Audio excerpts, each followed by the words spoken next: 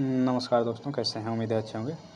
तो ये तीसरा पार्ट है। इस वीडियो में हम देखेंगे जो एग्ज़ाम कैंसल हो गया था, मतलब टीआरई 3 का, उसमें जितने साइंस के क्वेश्चन थे वो एक-एक करके देख लेते हैं। सबसे पहले प्राइमरी का देख लेते हैं। प्राइमरी में जितने भी साइंस के क्वेश्चंस आए हैं वो, फिर इसके बाद आपका जो जूनियर में है वो देखेंगे।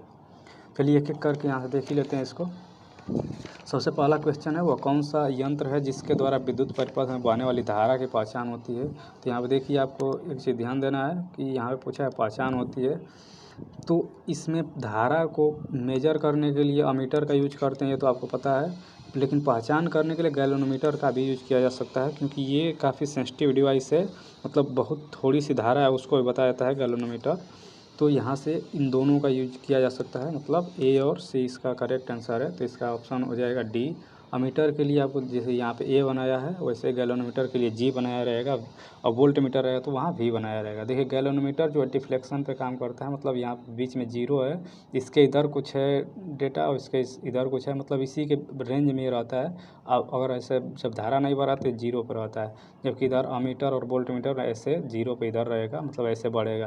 तो ये माइनस रहेगा तो इधर निगेटिव साइड जाएगा, प्लस रहेगा तो इधर जाएगा, मतलब ये डिफ्लेक्शन होता है इसमें। तो इस चीज़ को ध्यान दीजिएगा। इसके टाइप भी कई होते हैं, मूविंग कॉइल होता है, तो ये मूविंग कॉइल है, एक मूविंग मैग्नेट होता है। तो उतना डिटेल में नहीं जाना है। अगर आप टीजीटी के लिए कर रहे हैं तो आप उतना तो पढ़ना पड़ेगा, लेकिन ये चूँकि वीडियो जो है ये प्राइमरी से लेकर और सभी के लिए, जो जनरल पेपर है उनके लिए है, और प्लस जो लोग साइंस का अलग से जिनका पेपर भी है साइंस का, उनके लिए भी फ़ायदेमंद रहेगा ये। तो आप अपने हिसाब से देख लीजिए कि यदि आप पीजीटी के लिए तैयारी कर रहे हैं तो पीजीटी में ये सब तो पढ़ना ही पड़ेगा। गैल्वेनोमीटर के टाइप जो होते हैं तो आप वहाँ से देख सकते हैं। चलिए एक क्वेश्चन ये भी आता है कि हम जब गैल्वेनोमीटर को अमीटर के रूप में जब यूज करते हैं तब क्या करते हैं, और वोल्ट मीटर के रूप में यूज करते हैं तब क्या करते हैं। तो देखिए गैल्वेनोमीटर दोनों तरीके से यूज किया जा सकता है, अमीटर के रूप में भी और वोल्ट मीटर के रूप में भी। जब अमीटर के रूप में उसको बनाना रहेगा तब उसके पैरेलल में, मतलब देखिए ये गैल्वेनोमीटर है जी और इसका गैल्वेनोमीटर का रेजिस्टेंस है, इसी के समानांतर क्रम में एक छोटा सा रेजिस्टेंस जोड़ दिया जाता है, मतलब इसका वैल्यू कम होता है, आरएस, जो ये शंट रेजिस्टेंस इसको कहा जाता है, तो ये पैरेलल में जोड़ा जाता है। जबकि वोल्ट मीटर में करना रहेगा तो एक हाई रेजिस्टेंस जिसका वैल्यू ज़्यादा रहेगा, इसको सीरीज में जोड़ दिया जाता है। अब इसका भी कारण है, देखिए ये पैरेलल में छोटा रेजिस्टेंस क्यों जोड़ा जाता है, ताकि रेजिस्टेंस कम रहेगा तो धारा ज़्यादा से ज़्यादा जो है वो इधर से ही बह के निकल जाए, जिससे ये, चूँकि मैं शुरू में बताया कि डिफ्लेक्शन पे काम करता है, ज़्यादा धारा आ जाएगा तो ये इसका जो जो नीडल है, सुई है, वो तेज़ी से, मतलब इधर जो इसका वैल्यू दिया रहता है मैक्सिमम, उसके पार कर जाएगा, तो फिर आप डेटा सही नहीं वहाँ से ले पाएंगे। तो इसलिए इधर से जी गैल्वेनोमीटर से धारा कम जाए, उसके लिए ये वाला रेजिस्टेंस कम कर दिया जाता है, ताकि जी ज़्यादा से ज़्यादा धारा जो है इधर से ही निकल जाए। वहीं यहाँ पे क्या किया जाता है, यहाँ पर वही रेजिस्टेंस यहाँ हाई कर दिया गया। रेजिस्टेंस हाई करेंगे तो क्या होगा, पोटेंशियल ड्रॉप हो जाएगा। आपको पता है जितने ज़्यादा रेजिस्टेंस रहेगा ओम के नियम के अनुसार वहाँ पोटेंशियल उतने ही हाई ड्रॉप होगा। तो यहाँ पे फिर उसी के जो रेंज है उसमें आ जाएगा। तो यहाँ पे बस वही ध्यान देना है कि यहाँ पे जो रेजिस्टेंस है वो हाई वैल्यू होता है उसका, और यहाँ पे जो शंट रेजिस्टेंस है वो लो वैल्यू होता है। तो इस तरीके से उसको चेंज कर सकते हैं। अब यहाँ से इसको डिटेल में जो अभी बताया हूँ वो आप देख सकते हैं। ये एनसीईआरटी का आपका क्लास 12th का है, मूविंग चार्जेज एंड मैग्नेटिज्म। तो चैप्टर आप डिटेल में वहाँ से देख सकते हैं। देखिए सितारों की चमकने, यानी कि स्टार का जो टिमटिमाते हैं, उनको कह रहा है कि किस प्रकाशीय प्रक्रिया के द्वारा वो होता है। तो यहाँ से क्वेश्चन कई ठुआते हैं कि टायरो टिमाना हो गया, या फिर आपका आकाश का रंग नीला हो गया, आकाश का रंग काला हो गया। तो ये सारी चीज़ें एग्ज़ाम में आती रहती हैं। तो एक एक करके यहीं पे सभी देख लेते हैं। देखिए ये तो जो तारों का टिमटिमाना है, ये होता है प्रकाशीय मतलब वातावरणीय एटमॉस्फेरिक रिफ्रैक्शन के कारण, वायुमंडलीय अपवर्तन के कारण होता है। ये घटना क्यों होता है, क्योंकि आपको पता है कि जैसे यहाँ पे तारा है, यहाँ पे मान लीजिए पृथ्वी है, बीच में बहुत सी गैसें हैं जिनका सबका डेंसिटी अलग है। जैसे जैसे नीचे आएंगे वैसे ही उसका घनत्व बढ़ता जाता है। जब घनत्व बढ़ेगा तो उसका अपवर्तनांक भी बढ़ेगा। जैसे यहाँ से प्रकाश आया, मतलब मान लीजिए कि तारा से प्रकाश की किरण आ रही है इधर से, तो ऐसे ही प्रवेश किया जैसे ही वायुमंडल में, तो आपको पता है जैसे अगर उसका घनत्व परिवर्तन होगा तो फिर उसमें अपवर्तन होता है। तो ये मान लीजिए कि इधर कट गया, फिर ऐसे ही ये मुड़ता रहता है, चूँकि डेंसिटी अलग अलग है। तो ये ऐसे, अब यहाँ से जब कोई व्यक्ति देखेगा तो इसको लगेगा कि ये क्या हो रहा है, ये टिमटिमा रहा है, चूँकि वो, जबकि वो तो मतलब फिक्स ही रहता है, लेकिन ये केवल अपवर्तन के कारण वो टिमटिमाता हुआ नज़र आता है। तो इसका आंसर तो ही हो जाएगा वायुमंडलीय अपवर्तन के कारण। लेकिन इससे रिलेटेड और जितनी घटनाएं हैं वो भी एक ही बार देख लेते हैं कि इसी यहाँ पूर्ण रिफ्लेक्शन दिया है, रिफ्लेक्शन दिया है, तो वो चीज़ें चलिए यहाँ से एक एक करके देख लेते हैं। एक स्लाइड में आपका यहाँ से क्वेश्चन कई ठो बन सकते हैं, तो उस चीज़ को देख लेते हैं। सबसे पहले तो वही वायुमंडलीय अपवर्तन, तो इससे संबंधित घटना मैं यहाँ पे लिख देता हूँ अभी जो बताया, तारों का टिमटिमाना, तारों का टिमटिमाना।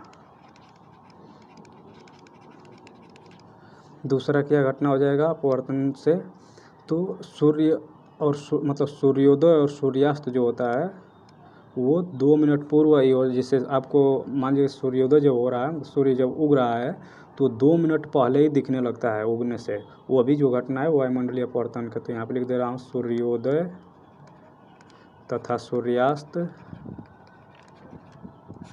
देखिए सूर्योदय का 2 मिनट पूर्व, 2 मिनट पूर्व, ये एग्जाम में आया हुआ क्वेश्चन है। अब सूर्यास्त कितने 2 मिनट बाद तक अभी सूर्य दिखाई देता है, 2 मिनट बाद तक सूर्य का दिखाई देना, ये भी किसके कारण है, ये वायुमंडलीय अपवर्तन के कारण ही होता है। अब प्रकीर्णन आता है स्कैटरिंग। तो स्कैटरिंग आपको पता है कि वायुमंडल में बहुत से कण हैं, धूल कण, और तो वहाँ से प्रकाश जब उनसे टकराता है तो इधर उधर बिखर जाता है, वही प्रकीर्णन कहलाता है। तो इससे संबंधित घटना जो है तो ये टिंडल प्रभाव, टिंडल प्रभाव, फिर और क्या हो सकता है इससे, तो यहाँ से आकाश का जो रंग है ये भी इसी के कारण काला और नीला दिखाई देता है। आकाश का रंग, अब आकाश का रंग देखिए 2 तरीके से होता है। एक तो जब नीचे से आप देखेंगे पृथ्वी से तो नीला दिखाई देगा, और एक क्वेश्चन पूछता है कि अंतरिक्ष कैसा दिखाई देगा, तो काला दिखाई देगा। ये अंतरिक्ष से, ये पृथ्वी से, तो ये भी किसके कारण होता है, ये भी प्रकीर्णन के कारण ही होता है। अब आता है वर्ण विक्षेपण, यानी कि वर्ण विक्षेपण या परिक्षेपण, इसे कहते हैं डिस्पर्जन। तो ये जिसे प्रिज्म जो है, प्रिज्म में देखेंगे जैसे श्वेत प्रकाश की किरण, श्वेत प्रकाश किरण क्या होता है, जिसमें सभी तरंगदैर्ध्य होते हैं, तो वहाँ से जब गुजरता है प्रिज्म से, प्रिज्म ऐसे देखे होंगे, तो यहाँ से जब गुजरता है तो क्या होता है, अपने अलग अलग रंगों में टूट जाता है। तो ये टूटने का जो घटना है ये भी किसके कारण हो रहा है, ये भी डिस्पर्जन के कारण ही हो रहा है, मतलब परिक्षेपण या विक्षेपण के कारण होता है। इसको वर्ण विक्षेपण भी कहते हैं। इसी के कारण इंद्रधनुष भी बनता है, आकाश में आप देखे होंगे। तो इंद्रधनुष बनने का घटना भी किसके कारण है, डिस्पर्जन के कारण ही है। अब आता है इंटरफेरेंस या व्यतिकरण। तो व्यतिकरण से एक आता है कि जो साबुन का बुलबुला है वो रंगीन क्यों दिखाई देता है, तो ये व्यतिकरण के कारण होता है। साबुन का बुलबुला का रंगीन दिखाई देना,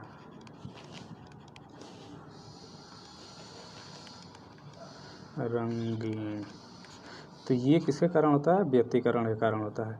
विवर्तन में, डिफ्रैक्शन में क्या होता है, इससे संबंधित एक घटना पूछ देता है कि मोर का पंख जो है उसका कलर कैसा होता है। तो मोर का पंख जो है वो, उसका ओरिजिनल कलर जो है मोर के पंख, ये काला होता है, जबकि ये दिखाई देता है रंगीन। तो रंगीन क्यों दिखाई देता है, डिफ्रैक्शन के कारण दिखाई देता है। पूर्ण आंतरिक परावर्तन से संबंधित कौन सी घटना है, तो आजकल सबसे ज़्यादा चल रहा है ऑप्टिकल फाइबर, आप जानते होंगे ऑप्टिकल फाइबर। मृगमरीचिका का नाम सुने होंगे, मृगमरीचिका। ये मृगमरीचिका की घटना भी किसके कारण होता है, ऑप्टिकल फाइबर। आपको पता है कि डेटा ट्रांसफ़र के लिए यूज किया जाता है। मृगमरीचिका वही रेगिस्तान में लगता है कि पानी है, लेकिन एक्चुअल में होता नहीं है।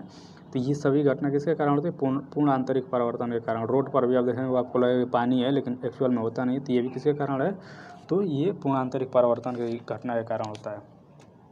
तो ये चीज़ें हैं, अब यहाँ से क्वेश्चन घुमा घुमा के पूछता रहता है, आप देख लीजिएगा, इसको स्क्रीनशॉट ले लीजिएगा। अब देखिए नेक्स्ट क्वेश्चन दे रहा है कि पोर्सलिन मग जो है, मतलब वही चाइना के लिए जिसको आप कह सकते हैं, चीनी मिट्टी का जो मग है, उसको गर्म चाय पीना सुविधाजनक होता है, मतलब उसमें स्टील के गिलास की तुलना में। तो ये सीधे सीधे कह रहा है कि स्टील के गिलास की तुलना में पोर्सलिन के मग में चाय पीना क्यों सुविधाजनक होता है। यहाँ से ऑप्शन दिया है पहला, पोर्सलिन मग में हैंडल होता है। तो देखिए हैंडल तो किसी में भी हो सकता है, स्टील वाले में भी लगा सकते हैं, तो ये तो वैसे ठीक दिख नहीं रहा है। दूसरा कह रहे हैं पोर्सलिन ऊष्मा का कुचालक है, तो कुचालक है तो हो सकता है इंसुलेटर है, ये सही हो सकता है। तीसरा क्या कह रहा है, स्टील के गिलास में चाय तेज़ी से ठंडी हो जाएगी। तो देखिए सबसे मेन जो कारण है तो वो यही है कि पोर्सलिन जो है यानी कि चीनी मिट्टी जो है उसका जो बर्तन है वो इंसुलेटर होता है, कुचालक होता है ऊष्मा का, मतलब इसमें से ऊष्मा बाहर भीतर नहीं हो पाता है, तो चाय ज़्यादा देर तक गर्म रहेगा। और प्लस इसके साथ साथ जैसे बाहर से आप उसको टच भी करेंगे तो हाथ नहीं जलेगा, क्योंकि ऊष्मा का ट्रांसफ़र उससे बाहर नहीं हो रहा है, तो इसलिए भी इसका यूज कर सकते हैं। कुल्हड़ भी आप इसी के बेसिस पे आप देख सकते हैं। अब ये तेज़ी से ठंडी होना गर्म होना, तो ये इसका मेन रीज़न नहीं, चूँकि इसमें क्या हो सकता है, तो इसमें तेज़ी से ठंडी हो जाएगी ये भी ऑप्शन हो सकता है, चाय का गिलास जो स्टील का गिलास है। लेकिन यहाँ पे जो ज़्यादा सही उत्तर है ये यही होना चाहिए कि पोर्सलिन हीट का इंसुलेटर है। अब वह जो है ये कॉनकेव मिरर के बारे में पूछा है कि इसके द्वारा बनाया हुआ प्रतिबिंब कैसा होता है। निश्चित रूप से वास्तविक होगा यदि वस्तु आभासी होगी। देखिए पहले तो यहाँ पे वस्तु आभासी दिया है, तो वस्तु आभासी आप कैसे लेंगे, वस्तु आभासी का मतलब कह रहा है कि मिरर के जो पीछे होता है उसी को आभासी आप मानते हैं। जैसे ये मिरर है, मिरर में एक तरफ से आपको पता है पॉलिश किया होता है, जिसको कलई करना कहते हैं, कोटिंग करना, तो आभासी किधर होता है, इसके पीछे होता है, तो इसके पीछे कोई वस्तु रख देंगे तो फिर वो प्रतिबिंब ही कहाँ बनेगा, तो ये तो वैसे ही नहीं होगा। अरे कि हमेशा वास्तविक होता है, तो हमेशा वास्तविक नहीं होता है। यदि आप पढ़े होंगे कक्षा 10 का बुक तो वहाँ से आप जानते होंगे कि एक स्थिति ये अवतल है, एक स्थिति अवतल में से यहाँ पे आपको पता है वक्रता केंद्र होता है, यहाँ फोकस होता है, वक्रता केंद्र को 2F से भी दिखाते हैं। तो ये एक स्थिति क्या है, जब फोकस और ये ध्रुव है पोल, इसके मध्य कोई वस्तु रख देते हैं तो इसका प्रतिबिंब कहाँ बनता है, तो इसका प्रतिबिंब जैसे यहाँ से जैसे वो किरण गई तो ये फोकस से हो, क्या आपको पता है, बेसिक रूल आप जानते हो, नहीं जानते हो तो इस पर मैं अलग से एक सेपरेट वीडियो चैप्टर वाइज बना दूंगा, वहाँ देख सकते हैं। दूसरा आप सी से ले जाएंगे तो सी से आपको पता है कि सी से जाता है तो उसमें परावर्तन के बाद उसी रास्ते से वापस भी आ जाता है। तो इन दोनों को जब आप ऐसे पीछे कर, चूँकि इधर कहीं काटेगा नहीं तो इसको पीछे करके देखते हैं कि पीछे से कहीं काट रहा है कि नहीं, तो यहाँ पे ये काट रहा है, तो ये जो है ये आभास करा रहे हैं, तो यहाँ पे आभासी बन रहा है, सीधा बन रहा है। ये कह रहा है कि हमेशा वास्तविक होता है, तो हमेशा तो नहीं, यहाँ पे तो आभासी बन गया, तो ये भी गलत हो गया। हमेशा आभासी होता है तो हमेशा आभासी भी नहीं होगा, केवल एक ही स्थिति में आभासी होता है, जब फोकस और पी के बीच रखेंगे तब बाकी स्थिति में वास्तविक होता है, तो ये भी नहीं सही है। मतलब इसमें से तीनों ही गलत है, तो उपयुक्त में से कोई नहीं, इसका आंसर हो जाएगा ऑप्शन ई। यहाँ से देख सकते हैं NCERT का है, पूरा सीधे सीधे दिया है, लेकिन आप जब तक बेसिक रूल नहीं जानते हैं बनाना तब तक ऐसे रट के तो याद कर नहीं सकते। हाँ ये वाला एक तो सब लोग रट ही लेते हैं कि ध्रुव और फोकस के बीच है कोई वस्तु, तो उसका प्रतिबिंब क्या बनेगा, आभासी बनेगा, सीधा बनेगा और बड़ा भी बनता है। इसी का यूज जितने ENT स्पेशलिस्ट हैं, अभी क्वेश्चन आया भी है, इसी में नेक्स्ट देखेंगे कि जितने जो आँख के, दाँत के, कान के डॉक्टर हैं वो इसी का यूज भी करते हैं, अवतल दर्पण का, ताकि वस्तु क्या बने, सीधा बने और बड़ा बने। तो ये आप देख सकते हैं, वहाँ भी इसके बारे में चर्चा भी करूँगा कि F और P के बीच का यूज किया जाता है उसमें, ENT स्पेशलिस्ट जो डॉक्टर्स होते हैं। चलिए यहाँ से नेक्स्ट क्वेश्चन है, निम्नलिखित में से कौन सा एम्फोटेरिक अणुओं में शामिल है। एम्फोटेरिक मतलब क्या है, ये एक ऑप्शन दिया है एसिटिक अम्ल और मैलिक अम्ल और जल। एम्फोटेरिक जो है सबसे पहले तो वही आपको पता होना चाहिए, इसको हिंदी में कहा है, देखिए हिंदी में भी यहाँ एम्फोटेरिक लिख दिया है। जैसे अगर शुद्ध हिंदी देखा है तो एम्फोटेरिक का होता है वैधर्मी, तो इसीलिए आपको साइंस पढ़ना है तो हिंदी इंग्लिश दोनों देख कर चलना पड़ेगा, नहीं तो फिर आपको बहुत दिक्कत होगा। तो जब भी आप बुक पढ़िए तो कोशिश कीजिए कि उसमें कम से कम हेडिंग उसका हिंदी वाला भी देखिए, इंग्लिश वाला भी देखिए। तो वैधर्मी जो होते हैं ये क्या होते हैं, तो वैसे मॉलिक्यूल्स जिनमें क्या होता है अम्लीय और क्षारीय दोनों प्रकृति होते हैं, मतलब ये अम्लीय व्यवहार इनके में भी होता है और क्षारीय भी होते हैं, एसिडिक और बेसिक दोनों होते हैं, अम्लीय और क्षारीय। तो ऐसे यौगिक या मॉलिक्यूल क्या कहेंगे, एम्फोटेरिक कहेंगे। तो इनमें से कौन है ऐसे, एसिटिक अम्ल, मैलिक अम्ल या जल। तो इसमें जो जल जो है ये दोनों टाइप का होता है, ये तो एसिड केवल ही है, लेकिन जो जल है ये एसिड और बेसिक नेचर दोनों का होता है, तो इसका ऑप्शन तो सही हो जाएगा। इसके साथ साथ और यदि पूछा जाए कि अब दूसरे कौन कौन से एग्जाम्पल हैं, तो जल एक हो गया, इसके साथ एल्यूमिनियम के ऑक्साइड हो गया, जिंक का ऑक्साइड हो गया, ये एग्जाम में पूछा हुआ क्वेश्चन है इसलिए मैं बता रहा हूँ। तो ये इसी के। अब एसिडिक आपको पता होगा एसिड का गुण क्या होते हैं कि जलीय विलयन में H+ आयन त्यागते हैं। अब बेसिक मतलब बेस जो है क्षार वो क्या करते हैं OH- आयन त्यागते हैं। तो ये भी चीज़ें आपको पता रहना चाहिए। आप ये कक्षा 10th के NCERT में इसको आप देख सकते हैं। यहाँ से देखिए दिया भी है कि ऐसे धातु ऑक्साइड जो अम्ल क्षारक दोनों से अभिक्रिया करके लवण तथा जल प्रदान करते हैं उभयधर्मी ऑक्साइड कहलाते हैं। तो ये ऑक्साइड के लिए दिया है यहाँ पे एल्यूमिनियम ऑक्साइड दिया है, ऊपर जिंक ऑक्साइड भी दिया है एग्जाम्पल ग्रुप में। ये NCERT का ही है, तो यहाँ से आप देख सकते हैं। लुईस की अवधारणा निम्नलिखित में से किसके बर्ताव की व्याख्या करती है? कुल मिलाकर लुईस पोस्टुलेट पूछ रहा है, तो लुईस या लेविस इंग्लिश में कह दिया जाता है इसको। तो लेविस का पोस्टुलेट ये किस पे किसके आधार पे ये है? तो ये जो है इलेक्ट्रॉन्स पेयर एक्सचेंज पे आधारित ये होता है। मतलब इसमें इलेक्ट्रॉन पेयर्स का एक्सचेंज होता है। तो ये क्षार के लिए भी होता है, एसिड के लिए भी होता है, लवण के लिए भी होता है। आप सुने भी होंगे लुईस क्षार, तो ये इन सब के लिए होता है। अब इसमें अगर बात किया जाए कि लुईस एसिड क्या होते हैं, तो लुईस एसिड जो होते हैं इलेक्ट्रॉन पेयर को जो एक्सेप्ट करते हैं। मतलब एसिड जो क्या करेंगे, अगर यहाँ पर मैं लिख दूँ लुईस एसिड, तो इनका जो गुण होता है ये क्या करते हैं, ये इलेक्ट्रॉन्स पेयर को एक्सेप्ट करते हैं। वहीं लुईस बेस जो हैं ये क्या करते हैं, ये इलेक्ट्रॉन पेयर को डोनेट करते हैं, या डोनर इसको कह सकते हैं। अब इन दोनों को यदि मिला दिया है एसिड और बेस को, तो आपको पता है कि एसिड बेस मिलाने से क्या बन जाता है, तो साल्ट बनता है, लवण। तो ये साल्ट भी होता है।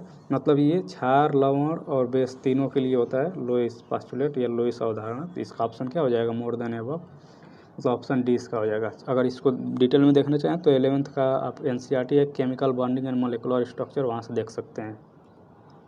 चलिए नेक्स्ट क्वेश्चन है उदासीनीकरण प्रक्रिया का उत्क्रम क्या है? उत्क्रम मतलब अपोजिट पूछ रहा है, मतलब रिवर्स पूछ रहा है कि न्यूट्रलाइजेशन प्रोसेस का रिवर्स जो है उसको क्या कहा जाता है? तो आपको पता है न्यूट्रलाइजेशन क्या होता है कि अम्ल और क्षार को मिलाकर लवण तथा जल बनना। मतलब एसिड बेस अम्ल प्लस क्षार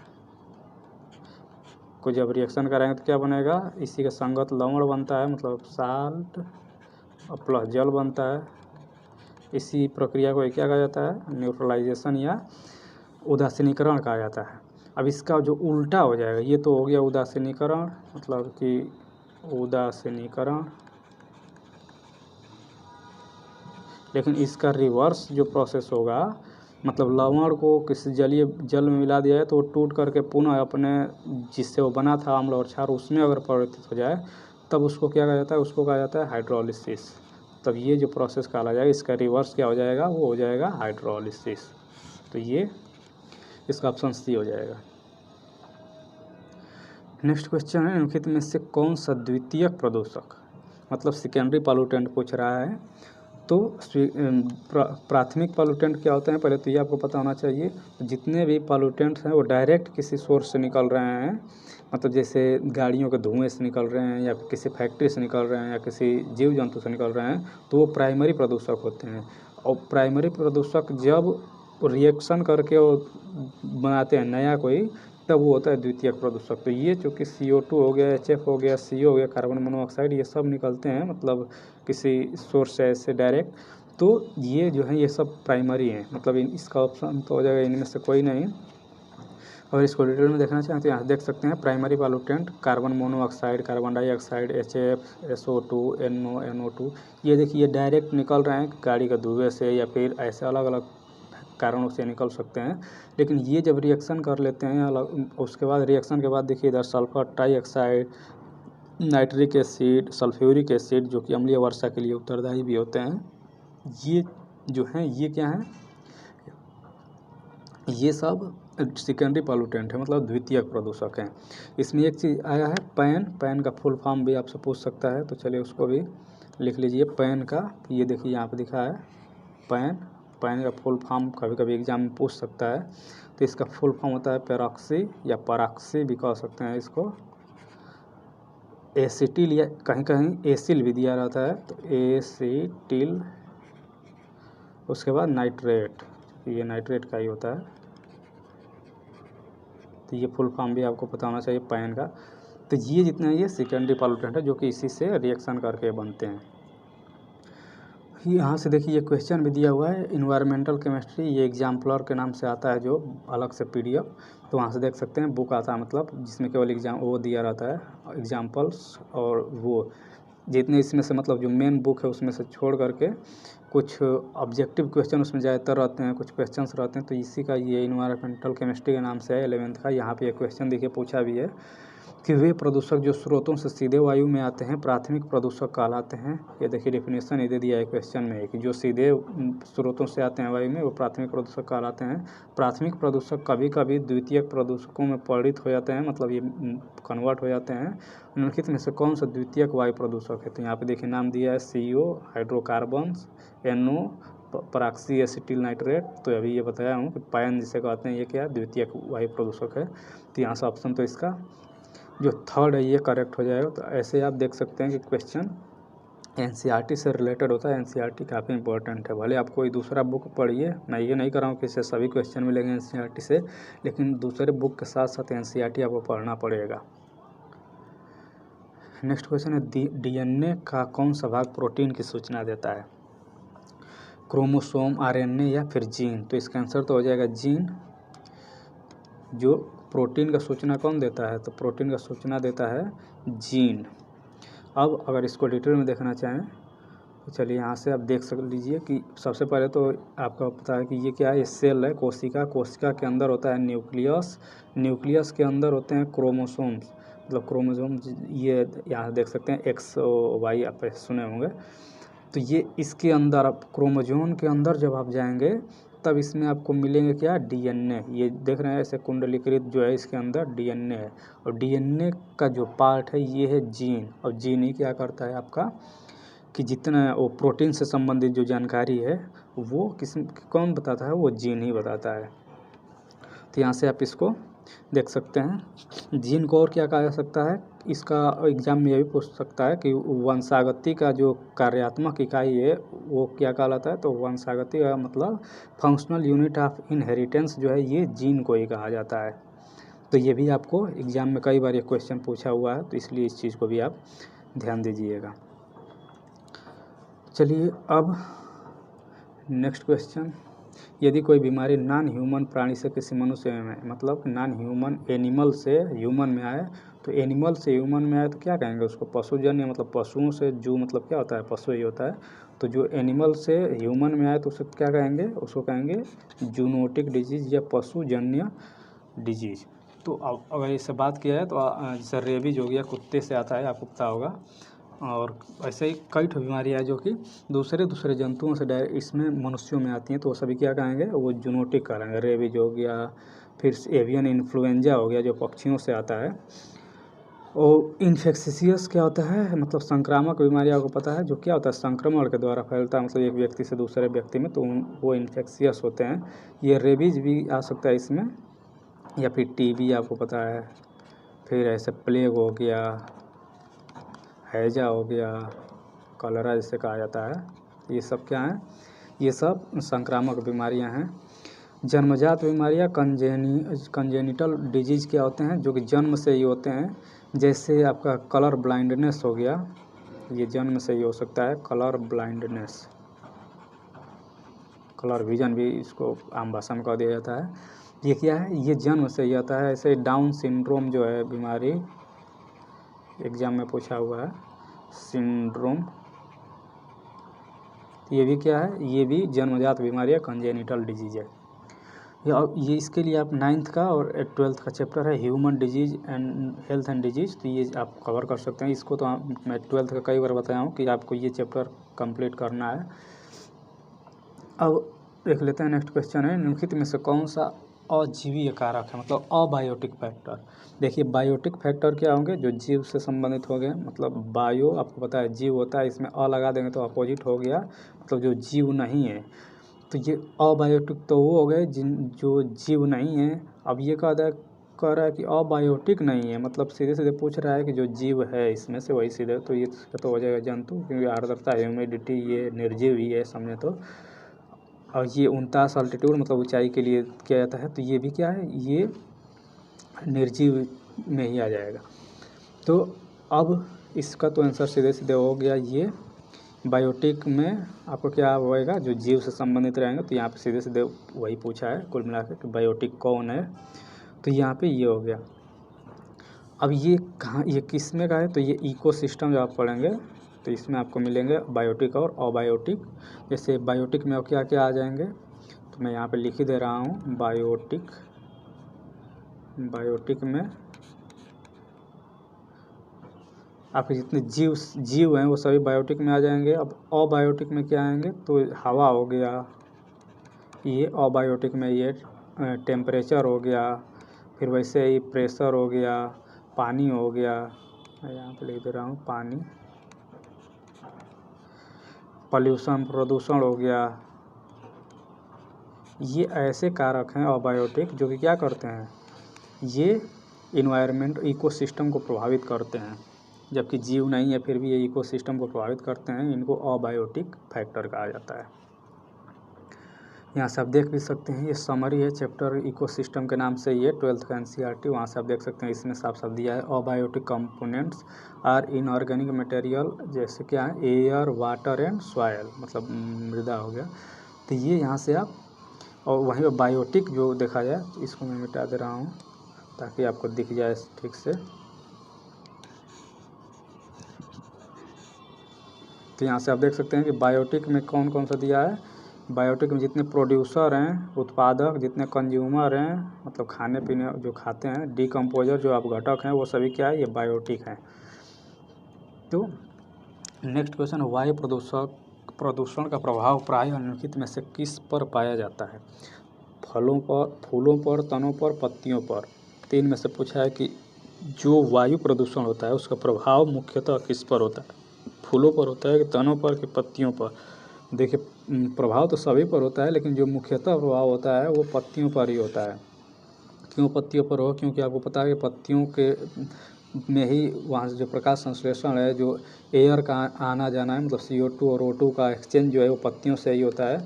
तो यदि वायु प्रदूषित होगा तो सीधे सीधे प्रभाव पत्तियों पर ही पड़ेगा, और पत्तियों पर जब पड़ेगा तो फिर इसका प्रभाव पूरे उसके जो भी पौधा है उस पूरे पर पड़ेगा, लेकिन सबसे पहले किस पर पड़ता है, पत्तियों पर ही पड़ता है। तो इसका ऑप्शन तो सी ही होगा। ये मैं अपना नोट्स जो बनाया था उसमें पूरा इसके बारे में डिटेल में बताया हूँ कि इसमें रंध्र होते हैं, स्टोमेटा इसे कहा जाता है, तो यहाँ से एक्सचेंज होता है, यहाँ देख भी सकते हैं रंध्र, एपिडर्मिस में छोटे छोटे छिद्र को, ये भी एग्जाम में पूछा है कि रंध्र क्या होते हैं। अब इनसे क्या होता है, वायुमंडल से गैसों का आदान प्रदान होता है, डिफ्यूजन के द्वारा होता है, वाष्पोत्सर्जन जो है वो भी यहीं से होता है। तो कुल मिला के ये पौधों का जो मुख्य भाग अगर कहा जाए कि उनके जो भोजन के लिए जिम्मेदार है, तो वो पत्तियाँ ही हैं। तो इसलिए प्रभाव भी सबसे ज़्यादा पत्तियों पर ही पड़ता है। आप देखें होंगे पीला हो जाता है पत्तियाँ, फिर मुरझा जाते हैं प्रदूषण में। इलेक्ट्रॉन का प्रवाह निम्नलिखित में से क्या कहलाता है, तो ये तो सीधे से डेफिनेशन ही आपको जब पढ़े होंगे कि आवेश प्रवाह के दर को विद्युत धारा कहते हैं, तो ये तो सीधे वही है, इलेक्ट्रॉन क्या है, आवेश है।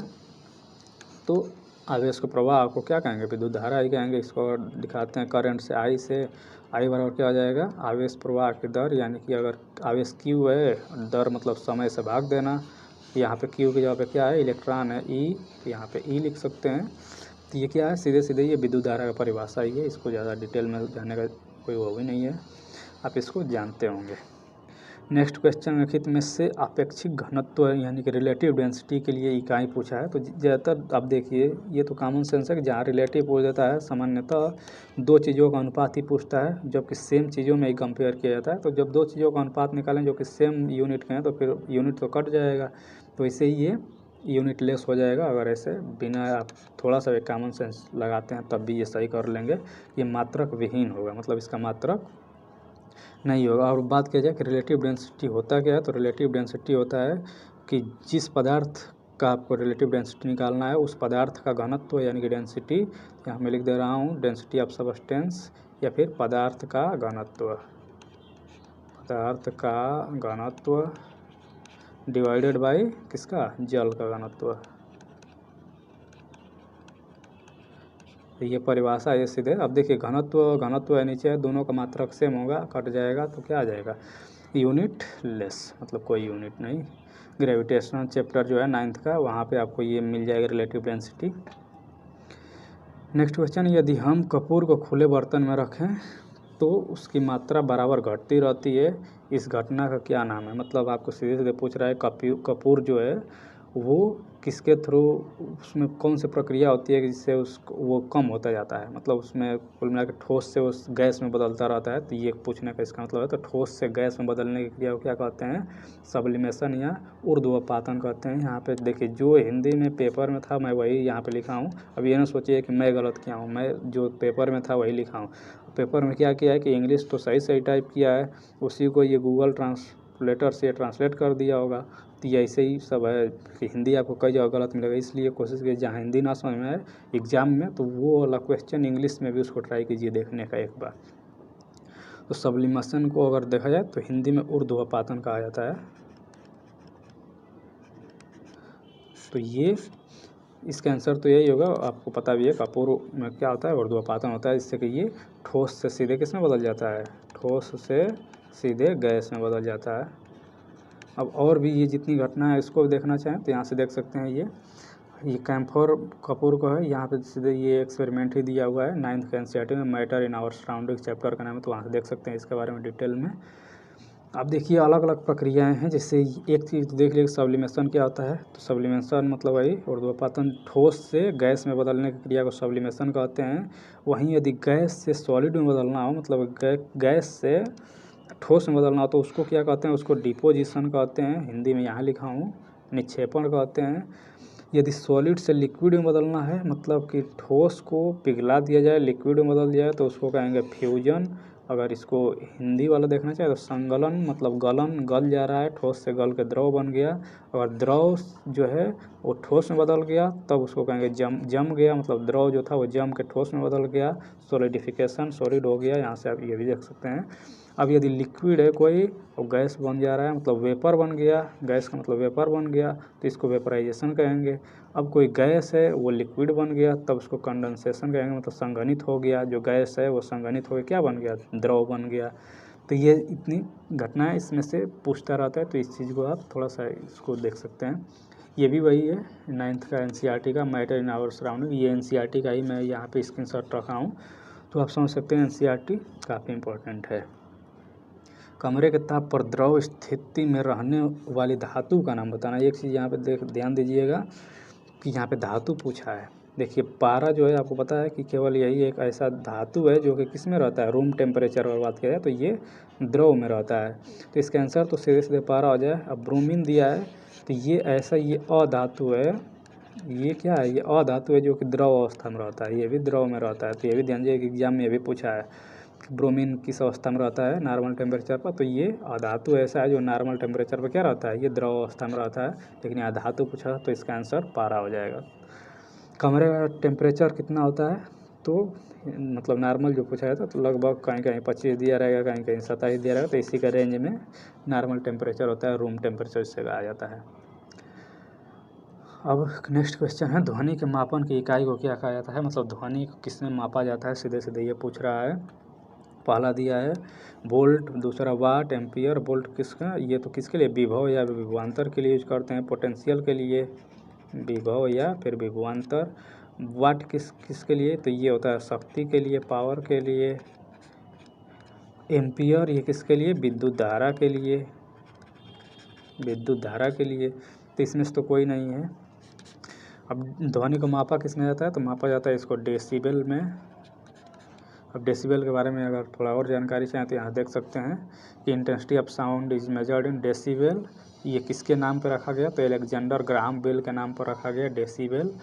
अब अगर बात करें सेंट्रल पॉल्यूशन कंट्रोल बोर्ड जो है, जो इंडिया का, वो कितना जो है परमिशन कितना तक का दिया है, कितने डेसिमल तक का। तो अलग अलग एरिया में देखिए एग्जाम में पूछ देता है, खासतौर से ये कि रेजिडेंशियल एरिया जो आवासीय क्षेत्र है वहाँ पे दिन के टाइम में कितना डेसिबल तक जो मान्य है, मतलब उतना तक रहना चाहिए, उसके ऊपर जाएगा तो फिर कार्रवाई होगा, कानूनी कार्रवाई। तो 55 डेसिबल तक आवाज़, जैसे अब लाउड स्पीकर का भी इससे ज़्यादा नहीं होना चाहिए ऑफिशियली। दिन के टाइम में। रात के टाइम में 45 डेसिबल से अधिक नहीं होना चाहिए। वैसे ही अलग अलग देख सकते हैं, इंडस्ट्रियल एरिया में जो है 75 से 70, वहीं कमर्शियल एरिया में 65 से 55। तो ये यहाँ से अलग अलग है। ये वाला आप रेसिडेंशियल वाला कम से कम आप याद कर लीजिए कि 45 रात में और दिन में मैक्सिमम कितना 55 डेसिबल तक। यदि और इसमें बात किया जाए कि जैसे कभी कभी पूछ देता है कि सांस लेते हैं तो कितना डेसिबल तक उसमें उत्पन्न होता है ध्वनि, तो 10 डेसिबल। वहीं अगर बात किया जाए कि जब फुसफुसाते हैं मतलब कान में किसी धीरे धीरे बात कर रहे हैं तब कितने तक 30 डेसिबल तक। अगर बात किया जाए कि नॉर्मल आप बात कर रहे हैं कन्वर्सेशन तब कितने तक, तो 60 डेसिबल तक होता है। ट्रक और जो ट्रैक्टर हैं उनसे कितने तक का मतलब कृषि कार्य में पूछ जाता है तो 80 डेसिबल तक होता है। यहाँ से आपका ये खतरनाक रेंज में आ जाता है, मतलब इसके ऊपर अब खतरनाक रेंज है, ये समझ रहे हैं कान के लिए हानिकारक है। तो ये एग्जाम में पूछ जाता है कि ज़्यादा ध्वनि जो है या प्रदूषण से बात करें तो ये ज़्यादा ये यहाँ से स्टार्ट हो जाता है, 80 के ऊपर वाला ज़्यादा हानिकारक माना जाता है। तो देखिए जेट इंजन का कितना दिया है 130 डेसिबल, और फायर वर्क मतलब जो पटाखा फोड़ते हैं आप तो 140 डेसिबल। तो ये समझ सकते हैं कितना खतरनाक है ये चीज़ है। तो भूकंप की तीव्रता का मापन किस मशीन द्वारा किया जाता है, तो ये तो काफ़ी इजी क्वेश्चन है, आप कहीं ना कहीं इसको पढ़े ही होंगे। तो अगर इसका आंसर बैरोमीटर, मैनोमीटर या सिस्मोग्राफ। तो देखिए तीव्रता मापने का जो मशीन है ये मशीन तो है सिस्मोग्राफ, लेकिन किस स्केल पर मापा जाता है तो उसको रिक्टर स्केल कहा जाता है। आप इसको भी जानते होंगे, रिक्टर पैमाना। अब रिक्टर पैमाना पूछ जाता है कितना से कितना तक दिया रहता है तो 1 से लेकर 10 तक संख्या अंकित रहता है रिक्टर पैमाना। ये भी क्वेश्चन एग्जाम में आया हुआ है। तो इसका आंसर तो ये हो गया। बैरोमीटर का क्या काम है, तो बैरोमीटर से वायुमंडलीय दाब मापते हैं, ये भी आपको पता होना चाहिए, एग्जाम में ये भी आ सकता है, वायुमंडलीय दाब।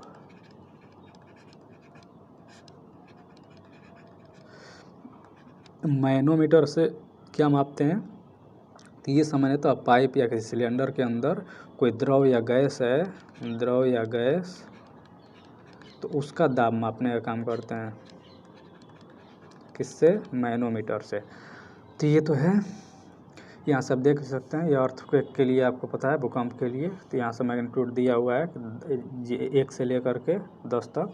अब देखिए ये एक लॉगरिथमिक ये स्केल है। लॉगरिथमिक का मतलब होता है कि अगर 1 यूनिट बढ़ा, जैसे 1 से 2 बढ़ा तो इसका 10 गुना ये ज़्यादा समझ रहे हैं ना। अब ये ना समझिए कि ये 1 है तो जहाँ पे 2 आया तो वो थोड़ा सा ही ज़्यादा है, ऐसे नहीं, ये 1 ज़्यादा नहीं, ये 10 गुना ज़्यादा है। जैसे मान लीजिए कि कहीं रिक्टर स्केल पर दिखाया 6 पॉइंट का, 6 पॉइंट का मैग्नीट्यूड दिखाया और कहीं 7 दिखा रहा है, तो ये जो 7 वाला है इससे ये 10 गुना ज़्यादा है, ये समझ रहे हैं ना। मतलब ऐसे ये लॉगरिथमिक इसी को कहा जाता है। तो ये लॉगरिथमिक स्केल है, ये भी एग्जाम में आया हुआ है। यहाँ से आप ये लिखा हूँ सिस्मोग्राफ क्या है, तो ये सिस्मोग्राफ जो यही है ये क्या करता है, ये पूरा रिकॉर्ड करता है duration intensity of seismic waves. और रिक्टर स्केल क्या है, यहाँ पे जो अभी बताया कि ये किसके द्वारा, चार्ल्स फ्रांसिस रिक्टर द्वारा दिया गया था 1935 में। इसमें कितना से कितना तक होता है, 1 से 10 तक लॉगरिथमिक स्केल है ये, मतलब 1 यूनिट बढ़ने पर ये क्या है 10 गुना मैग्नीट्यूड इसका बढ़ता है। यहाँ से अलग अलग जितने डिवाइसेस हैं वो भी आप देख सकते हैं, स्क्रीनशॉट लेकर रख लीजिएगा। ये साइंस का घटना चक्र पूर्वावलोकन का है, तो इसको आप देख सकते हैं। जो जो इम्पोर्टेंट है उसको हाईलाइट कर दिया हूँ। जैसे अमीटर से क्या मापते हैं, विद्युत धारा, एनीमोमीटर से वायु वेग, बैरोमीटर से वायुमंडलीय दाब, कैलिपर्स से वर्नियर कैलिपर्स भी इसको कहा जाता है, तो इसको व्यास मापने के लिए किया जाता है। कैलोरीमीटर्स या कैलोरीमीट्री आप देखेंगे तो ऊष्मा की मात्रा मतलब कितना पदार्थ को अवशोषित किया मुक्त कर रहा है उसको। कार्डियोग्राफ है, कार्डियो किसके लिए यूज किया जाता है, तो ये कार्डिया मतलब हृदय से ही संबंधित है, कार्डियाक। तो ये हृदय गति को रिकॉर्ड करने के लिए। वहीं साइक्लोट्रॉन हो गया, तो ये किसके लिए, तो ये कोई आवेशित कण है उसको त्वरित करने के लिए, उसका मतलब उसका गति बढ़ाने के लिए यूज किया जाता है साइक्लोट्रॉन का। क्रेस्कोग्राफ पौधों की वृद्धि मापने के लिए। EEG जो है इलेक्ट्रो इन्फिलोग्राफ, तो ये मस्तिष्क के लिए यूज होता है। अब यहीं पे ECG अगर दे देता, ECG ये भी एग्जाम में पूछा हुआ, तो C से कार्डिया का भी बताया, तो कार्डियाक मतलब हृदय संबंधित ये हो जाएगा, तो ये भी एग्जाम में आता है। तो आप देख सकते हैं यहाँ से। एंडोस्कोप का यूज शरीर के अंदर के अंगों का निरीक्षण करने के लिए। फेदोमीटर, ये एग्जाम में कई बार पूछा हुआ, सागर की गहराई के लिए। फ्लक्स क्या होता है, चुंबकीय प्रवाह। गैल्वेनोमीटर अभी बताया शुरू में, विद्युत धारा मापी यंत्र, या इसको डिटेक्टर भी कह सकते हैं, विद्युत धारा को डिटेक्ट करने वाला। हाइड्रोमीटर क्या होता है, ये द्रव या जल का घनत्व, मतलब वही रिलेटिव डेंसिटी के लिए होता है। हाइग्रोमीटर क्या होता है, तो ये अपेक्षित आर्द्रता के लिए, मतलब ह्यूमिडिटी मापने के लिए हाइग्रो होता है। तो यहाँ थोड़ा सा अंतर है, देख लीजिएगा, ये हाइड्रो है, ये हाइग्रो है, एग्जाम में आया हुआ है। तो और यदि देखना चाहें तो यहाँ देख सकते हैं लैक्टोमीटर दही दूध के लिए। मैनोमीटर द्रव या गैसों का दाब। ओडोमीटर किसी वाहन द्वारा तय की गई दूरी। पोटेंशियोमीटर ईएमएफ मापने के लिए। पायरोमीटर उच्च तापमान के लिए। रेन गेज जो है वर्षा मापने के लिए। सेक्सटेंट जो होता है ये खगोलीय पिंडों की ऊंचाई या फिर पहाड़ों की ऊंचाई, या ये पहले बहुत पुराने समय में यूज होता है। समुद्री जो लुटेरे या फिर यात्री जो होते थे इसका यूज करते थे दूरी देखने के लिए, या फिर दूरी पता करने के लिए इसी का यूज करते हैं। स्फिग्नोमैनोमीटर रक्तचाप मापन करने के लिए। स्टेथोस्कोप हृदय गति सुनने के लिए। तो ये कुछ डिवाइस थे। अब नेक्स्ट क्वेश्चन है, हेपेटाइटिस ए किस प्रकार की बीमारी है। तो हेपेटाइटिस ए क्या है, यहाँ पे दिया है मतलब भोजन प्रदूषण से, यानी कंटामिनेटेड फूड जो है उससे होता है, या जल से उत्पन्न होने वाला कि वायु से उत्पन्न होने वाला। तो हेपेटाइटिस जो होता है ये किससे होता है, तो ये सामान्यतः प्रदूषित भोजन और जल से उत्पन्न होता है, मतलब ये दोनों से। तो ऑप्शन तो इसका डी ही होगा कि प्रदूषित जल और भोजन, इसमें दोनों के कारण हेपेटाइटिस होता है। इसके अलग अलग प्रकार भी होते हैं, हेपेटाइटिस ए बी ऐसे। तो सबके अब इसमें होता क्या है कि जिसको हेपेटाइटिस हो जाता है इसका लक्षण एक तो ये है कि पीलिया जॉइंटिस जिसे कहते हैं ये भी हो जाता है। हेपेटाइटिस का लक्षण ये है पीलिया। तो वही पूछ सकता है कि वो किससे होता है, तो पीलिया भी किससे होता है, ये दूषित भोजन जल से ही पीलिया भी होगा। चलिए इसको और इसके बारे में थोड़ा सा इधर देख सकते हैं। ये हेल्थ एंड डिजीज चैप्टर है, वही जो होता है 9th का ये हेल्थ एंड डिजीज। तो वहाँ से देख सकते हैं ये कि हेपेटाइटिस किससे, spread through water, food, ice, blood. तो इससे किससे हो, इसके साथ साथ टाइफाइड, डायरिया, पोलियो, इंटेंशियल पैरासाइट, ये भी किसके से होता है, तो ये भी वाटर, फूड और आइस, ब्लड से ही, कंटेमिनेशन से ही होता है। तो यहाँ से देख सकते हैं ये 9th का NCERT में दिया हुआ है वहीं पे। और यहाँ पे हेपेटाइटिस बी और सी को भी दिया है कि ये किसके थ्रू हो सकते हैं, तो ये सेक्सुअल भी हो सकते हैं और नॉन सेक्सुअल भी ट्रांसमिट हो सकते हैं, जैसे शेयरिंग ऑफ नीडल्स या फिर इन्फेक्टेड ब्लड, इन्फेक्टेड इक्विपमेंट। इससे ये हो सकते हैं, मतलब नीडल मतलब वही सुई जो आप एक को इंजेक्शन लगाए दूसरे को वही इंजेक्शन लगा दिए, तो उससे हो सकता है। तो ये चीज़ें हैं, ये NCERT से आप इसको देख सकते हैं। यहाँ से और थोड़ा सा इसके बारे में देख लीजिए। हेपेटाइटिस ए दिया है क्योंकि ये वायरस से संबंधित ही हैं, समझ सकते हैं। हेपेटाइटिस बी ये DNA वायरस है। वहीं हेपेटाइटिस सी, अब देखिए इस किसके थ्रू होता है, ये ओरल भी हो सकता है, मुख से भी हो सकता है, गुदा द्वार से भी हो सकता है। ये किससे होता है, तो ये कंटेमिनेटेड फूड और वाटर से होता है। ये किससे हो सकता है, हेपेटाइटिस बी, तो ये unsafe sex, sharing of needle जो शुरू में बताया, ब्लड और बॉडी फ्लूइड मतलब इन्फेक्टेड जो है उससे। ये भी किससे हो सकता है, ब्लड टू ब्लड, ये भी शेयरिंग नीडेड और इससे हो सकता है हेपेटाइटिस सी भी। अब देखिए क्वेश्चन यहाँ से है ये चूँकि BPSC का नहीं है, ये UP लोअर सबऑर्डिनेट प्री का है, स्पेशल 2004 में क्वेश्चन ये पूछा गया है कि हेपेटाइटिस रोग से मनुष्य शरीर का सीधा प्रभावित होने वाला अंग। देखिए ये काफ़ी इंपॉर्टेंट क्वेश्चन है, ऐसे बन सकते हैं इस एग्जाम में कि कौन सा अंग प्रभावित होता है हेपेटाइटिस रोग से, तो ये होता है लीवर, मतलब यकृत ही सबसे ज़्यादा प्रभावित होता है। आपको पता भी है पीलिया हो जाता है, तो ये सबसे ज़्यादा किससे होता है, ये यकृत ही को ही प्रभावित करता है, शरीर पीला पड़ने लगता है। तो इसका तो ऑप्शन हो जाएगा ए। एक और क्वेश्चन है, यकृत रोग हेपेटाइटिस बी का कारक कौन सा है, तो ये अभी शुरू इसके पहले स्लाइड में बताया कि ये DNA वायरस है, हेपेटाइटिस बी। चलिए नेक्स्ट क्वेश्चन है, निम्नलिखित में से किस प्रकार के प्रदूषण से पीलिया रोग होता है, तो अभी बताया, इसका आंसर आप कमेंट में चाहें तो बता सकते हैं कि पीलिया किससे होता है। तो जल से, प्रदूषित जल से, ये शुरू से तीनों स्लाइड उसी पे है, चारों स्लाइड, तो आप इसको देख सकते हैं। कौन सा प्रदूषण जनित विकार है, फ्लोरोसिस या फिर मतलब कुष्ठ रोग जिसको लेप्रोसी भी कहा जाता है, कोड़ भी से ऐसे आम जनता कोड़ भी जानती है इस कोड़ के नाम से, न्यूमोकोनियोसिस, यह तो इसमें आपसे पूछ रहा है कि प्रदूषण से होने वाला कौन सा रोग है। देखिए प्रदूषण से ये फ्लोरोसिस भी प्रदूषण से ही होता है, और फ्लोरोसिस मतलब वही फ्लोराइड से होने वाला ये है, इसको लिख दे रहा हूँ इधर। फ्लोराइड की मात्रा जब अधिक हो जाता है, फ्लोराइड, तो ये क्या हो जाता है, ये फ्लोरोसिस हो जाता है। इसमें क्या होता है, दांत पीले पड़ने लगते हैं। और बात किया जाए तो कुष्ठ रोग, आपको पता है लेप्रेसी इसे कहा जाता है। तो कुष्ठ रोग के लिए क्या है जिम्मेदार, तो ये एक जीवाणु जनित रोग है। ये किससे होता है, ये जीवाणु से होता है। अगर जीवाणु का नाम भी पूछ दे तब क्या करेंगे, तो इसका नाम होता है माइकोबैक्टीरियम लेप्री, मतलब लेप्रोसी। जहाँ जहाँ लेप्री दिख जाए तो समझिए कि उसका, आप उसको लगा सकते, लिख भी देता हूँ। चलिए, माइकोबैक्टीरियम लेप्री।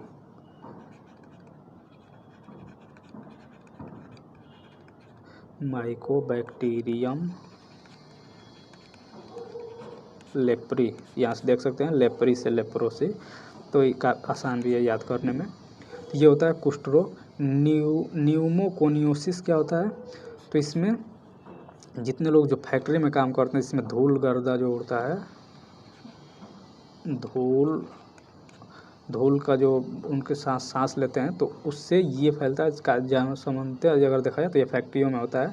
इससे प्रभावित होता है कौन सा, तो फेफड़ा प्रभावित होता है, क्योंकि ये श्वसन तंत्र से ही संबंधित है, तो फेफड़ा इससे प्रभावित होता है। किससे, तो अब इसमें से देख सकते हैं कि प्रदूषण से कौन कौन हो रहा है। फ्लोराइड से ये हो ही रहा है, ये धूल से हो ही रहा है, मतलब ये प्रदूषण ही है। तो फिर मोर देन एबव हो जाएगा इसका। जबकि ये कुष्ठ रोग क्या है, जीवाणुओं से होने वाला है। माइकोबैक्टीरियम लेप्री नामक जीवाणु से होता है कुष्ठ रोग। इसमें अगर प्रभावित कहा जाए कि कौन कौन से अंग प्रभावित होते हैं, तो जो न्यूरल सिस्टम है, न्यूरल सिस्टम नहीं, जिसको क्या कहते हैं, CNS या PNS कहते हैं, तो ये इससे प्रभावित होने वाला रोग है।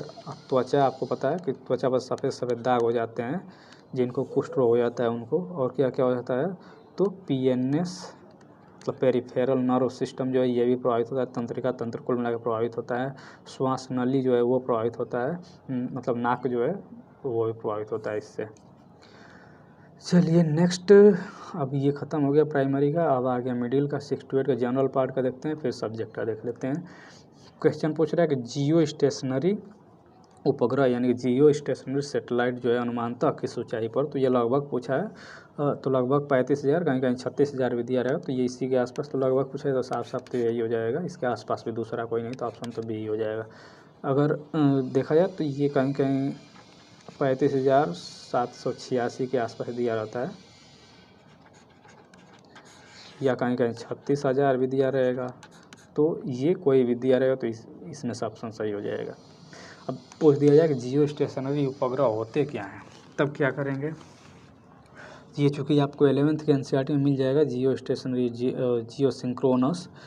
तो स्टेशनरी का मतलब होता है स्थिर। स्टेशनरी का मतलब क्या होता है, स्थिर, या इसको हिंदी में क्या कहते हैं, भू स्थिर उपग्रह। भू स्थिर, तो अब नाम से भी आप समझ सकते हैं कि भू स्थिर मतलब हमेशा ये स्थिर रहेगा। कहाँ स्थिर रहेगा, तो अगर इसको डायग्राम में दिखाना चाहें तो यहाँ से मान लीजिए ये पृथ्वी है, और पृथ्वी का इक्वेटर होता है, इसको भूमध्य रेखा कहते हैं। जैसे ये ऐसे इक्वेटर है ना, ऐसे आप देखे भी होंगे। तो इक्वेटर पर अगर फिक्स कर दिया जाए किसको, तो ये जो सैटेलाइट है उसको कितना ऊंचाई पर, तो ये लगभग 35,000 मतलब 36,000 के आसपास ऊंचाई पर इसको फिक्स कर दिया जाए इक्वेटर पर। और इस प्रकार ये घूमेगा जिस हिसाब से पृथ्वी घूम रही है, मतलब एक दिन में कंप्लीट कर लेता है एक रोटेशन, तो ये भी एक दिन में कंप्लीट कर ले। और किसके थ्रू, तो इक्वेटर के थ्रू, मतलब इक्वेटर का मतलब भूमध्य रेखा के थ्रू। तब इसको कहेंगे कि ये जियो स्टेशनरी है। अगर भूमध्य रेखा को छोड़ करके बाकी किसी भी, या फिर भूमध्य रेखा पर भी हो, तो उसको कहा जाता है जियो सिंक्रोनस। एक होता है जियो सिंक्रोनस। जियो सिंक्रोनस क्या होते हैं, जैसे ये जियो सिंक्रोनस का ही पार्ट है जियो स्टेशनरी, क्योंकि स्पेशल केस है। बस इक्वेटर पर रहेगा तो उसको कह देंगे कि जियो स्टेशनरी है। इसके अलावा कहीं अगर घूम रहा है, मतलब एक दिन में चक्कर लगा रहा है पृथ्वी के साथ साथ, तब उसको कहेंगे जियो सिंक्रोनस। आवर्तकाल पूछ देगा कि ये कितने दिन में चक्कर लगाता है, तो इसका आवर्तकाल 1 दिन होता है, मतलब 24 घंटे में ये भी कंप्लीट कर लेता है पृथ्वी के साथ साथ। इसीलिए अगर मान लीजिए कोई व्यक्ति है यहाँ पे, तो उसको हमेशा जो सैटेलाइट ये है, तो उसको हमेशा उसी के ऊपर दिखाई देगा जो कि स्टेशनरी सैटेलाइट है, इसलिए इसका नाम भी है भू स्थिर। मतलब पृथ्वी से आप देखेंगे तो अगर ये आज यहाँ आए तो कल भी ये यहीं रहेगा। मतलब जब देखेंगे 2 बजे देखेंगे, 4 बजे देखेंगे, जब देखेंगे वो आपको ऊपर ही रहेगा। मतलब अगर आपके ऊपर यहाँ सेट है तब, तो यही स्थिर, इसीलिए इसका नाम भी है। चलिए नेक्स्ट क्वेश्चन है, किसी परिपथ में कौन सा पद विद्युत पावर को प्रदर्शित नहीं करता है। तो ये भी एग्जाम में देखिए सिली मिस्टेक कहाँ से होता है, यहीं से होता है कि आप सीधे जल्दी जल्दी में ऐसे पढ़ते जा रहे हैं और लास्ट में देखेंगे अच्छा विद्युत पावर पूछा है, पावर जाके में लगा के चले आएंगे। तो ये सीधे सीधे पूछा है कि नहीं है। अब नहीं है तो आपको तो पहले पता होना चाहिए कौन है। तो पावर को पावर किसके पास है इस समय, VI के पास है, वोडाफोन आइडिया, ऐसे याद कर सकते हैं इसको। तो पावर तो किसके पास हो गया, VI। यहाँ से एक ऑप्शन तो सही है, मतलब सही है, मतलब पावर के लिए ये पावर है, और वहाँ पे नहीं पूछा है। एक और ओम के नियम से जानते हैं, V बराबर क्या होता है, I इंटू R होता है, धारा और रेजिस्टेंस का गुणनफल। अब यहाँ से इसको अगर रख दिया जाए V को यहाँ पर, तो क्या निकल के आ जाएगा, तब निकल के आ जाएगा P बराबर I, और I एक 2 I हो जाएगा, तो I स्क्वायर इंटू R, ये भी हो गया P बराबर। अब देखिए इसमें से ये दिया है VI दिया है, I स्क्वायर R भी दिया है, तो ये और ये तो पावर है। इसमें से पूछा था कौन सा नहीं है, तो नहीं है मतलब एक मिनट ये R स्क्वायर लिख दिया हूँ, ये वाला नहीं है। थोड़ा सा इसको मिटा देता हूँ, नहीं तो कन्फ्यूजन में हो जाएंगे।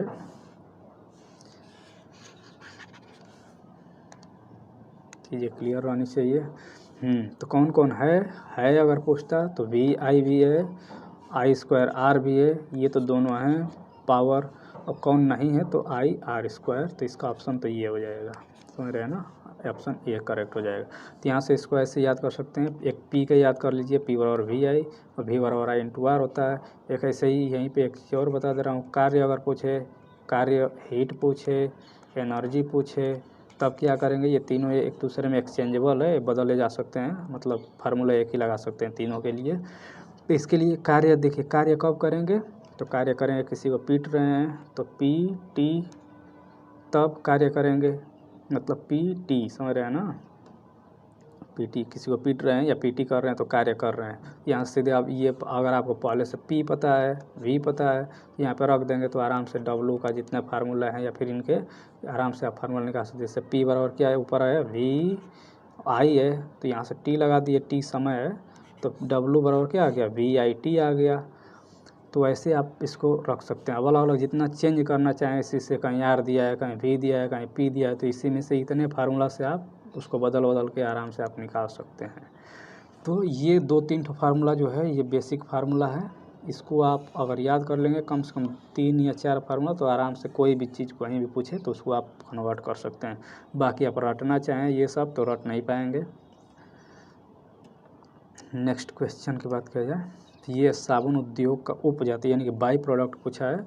साबुन जब बनाते हैं तो उसमें बाई प्रोडक्ट मतलब साबुन के साथ साथ कौन सा प्रोडक्ट बनता है वो पूछ रहा है। Naphthalene, caustic soda, glycerol. तो ये कक्षा 10 का NCERT में चूँकि डायरेक्ट ये फार्मूला नहीं दिया है, लेकिन जो प्राइवेट बुक आती हैं, मतलब आप देखेंगे कि स्कूल में प्राइवेट बुक्स भी चलती हैं बहुत से, तो उस वाले बुक्स में चूँकि मैं पढ़ा रहा था जब कोचिंग, तो मुझे पता है कि उस बुक में दिया हुआ था ग्लिसरॉल, सीधे वहाँ पे दिया हुआ था फार्मूला में। फार्मूला इधर देख सकते हैं, अभी देखेंगे तो ये NCERT 11th के NCERT में डायरेक्ट ये फार्मूला मिल जाएगा।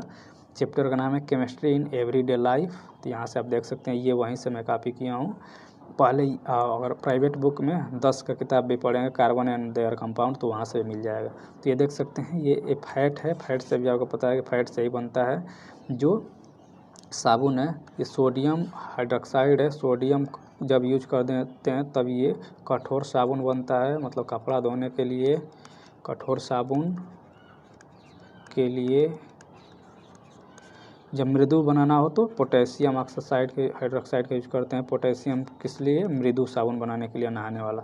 तो यहाँ से अब चलिए उसको छोड़िए, ये साबुन का है फार्मूला, ये बनाने का प्रक्रिया, फैट मिला दिए, इधर हाइड्रोक्साइड मिला दिए सोडियम या पोटेशियम का, तो यहाँ से आपका बन गया क्या, सोडियम स्टीरेट। ये साबुन है, मतलब ये साबुन का सूत्र है, और ये जो बना है इसके साथ साथ ये बाई प्रोडक्ट इसको कहेंगे, मतलब इसके साथ साथ बना है, और इसी का नाम ग्लिसरॉल या ग्लिसरीन। तो यहाँ से आप देख सकते हैं सीधे सीधे दिया हुआ है, मतलब ये इक्वेशन ही NCERT का। चलिए नेक्स्ट क्वेश्चन है प्रदीप्त ट्यूब, मतलब फ्लोरोसेंट जो ट्यूब है, फ्लोरोसेंट ट्यूब आप देखे होंगे जो पहले शादियों में यूज होता था, जो जिसको राड कहते थे ऐसे कॉमन भाषा में, तो वो वाला जो लाइट है मतलब उसमें किस पदार्थ का उपयोग किया जाता है? मरकरी वाष्प, argon, sodium hydroxide, sodium oxide, argon या सोडियम वाष्प, नियान। तो इसमें सबसे पहले तो किसका यूज करेंगे? जो अक्रिय गैस है उन्हीं का यूज करेंगे, क्योंकि आपको पता है जब उसमें क्रियाशील गैस भर दें तो वो रिएक्शन करके वो फ्यूज हो जाएगा, मतलब जल जाएगा कुल मिला के, तो वहाँ पे अक्रिय गैस ही भरते हैं। तो मरकरी वाष्प और आर्गन ये अक्रिय गैस हैं, इन्हीं का यूज करते हैं उसके अंदर। अब मरकरी का यूज क्यों करते हैं? तो मरकरी जो है जब इसमें धारा प्रवाहित कराते हैं, चलिए यहाँ से मैं दिखाई देता हूँ पहले ट्यूब। अब देखिए ये यही वाला है, शादियों में जो यूज होता था फ्लोरोसेंट लैम्प, या CFL इसी का छोटा फॉर्म में CFL आने लगा, कॉम्पैक्ट फ्लोरोसेंट लैम्प। इसके अंदर क्या करते हैं? तो इसके अंदर कोटिंग रहता है, जब आप तोड़ेंगे इसको देखेंगे इसके अंदर सफ़ेद सफ़ेद लेप लगा रहता है चूने जैसे। तो वो लेप क्या है? वो लेप से इसका कौन सा कलर उत्पन्न होगा वो पता चलता है, मतलब वो फास्फोर कोटिंग होता है। अब वो कोटिंग जो है वो जो ये मरकरी वाष्प है, ये मरकरी वाष्प जैसे धारा प्रवाहित कराएंगे इसमें, तो ये मरकरी वाष्प जो है ये आयनित हो जाता है। आयनित होने के बाद क्या करता है? ये UV लाइट उत्पन्न करता है। अब चूँकि आपको पता है कि UV लाइट जो है आप आँख से नहीं देख सकते, तो ये UV लाइट जो है ये जाके इसको जो इस पर फास्फर कोटिंग होता है, मतलब इसके अंदर जो चूना जैसे रहता है उसको क्या करता है? वहाँ से ये फिर से ये जो फास्फर कोटिंग है इसको कन्वर्ट कर देता है। मैं यहाँ पे लिख दे रहा हूँ, चलिए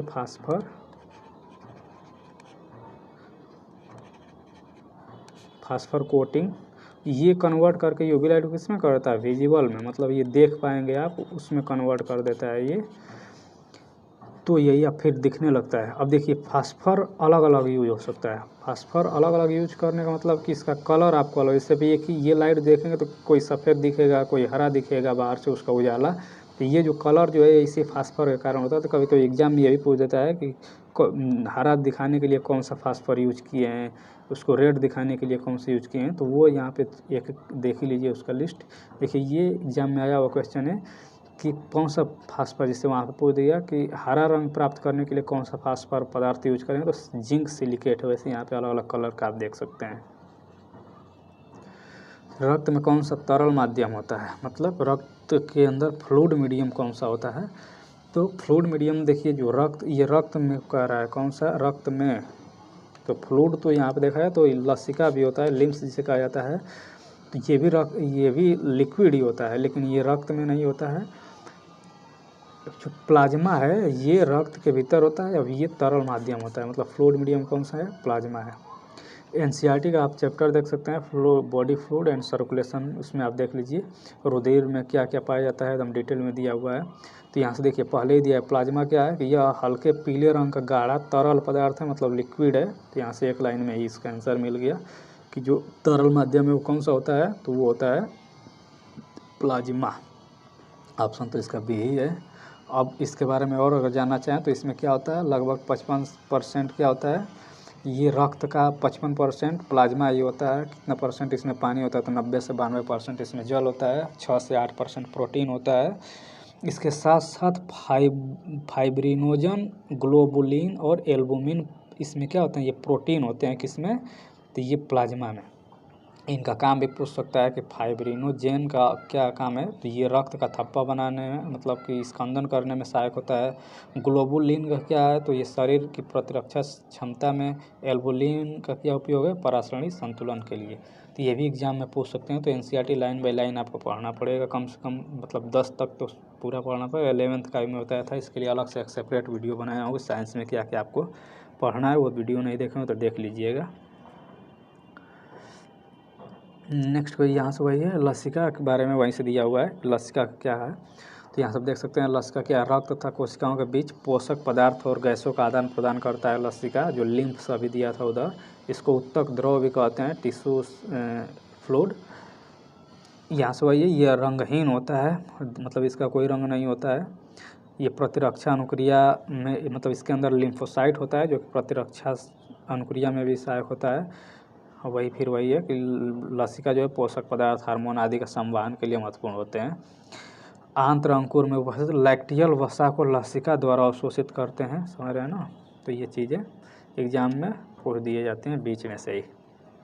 पाचन के बाद प्रोटीन किस में परिवर्तित होता है, मतलब जब पच जाता है प्रोटीन तो किस में बदल जाता है, तो अमीनो एसिड में कि स्टार्च में कि कार्बोहाइड्रेट में।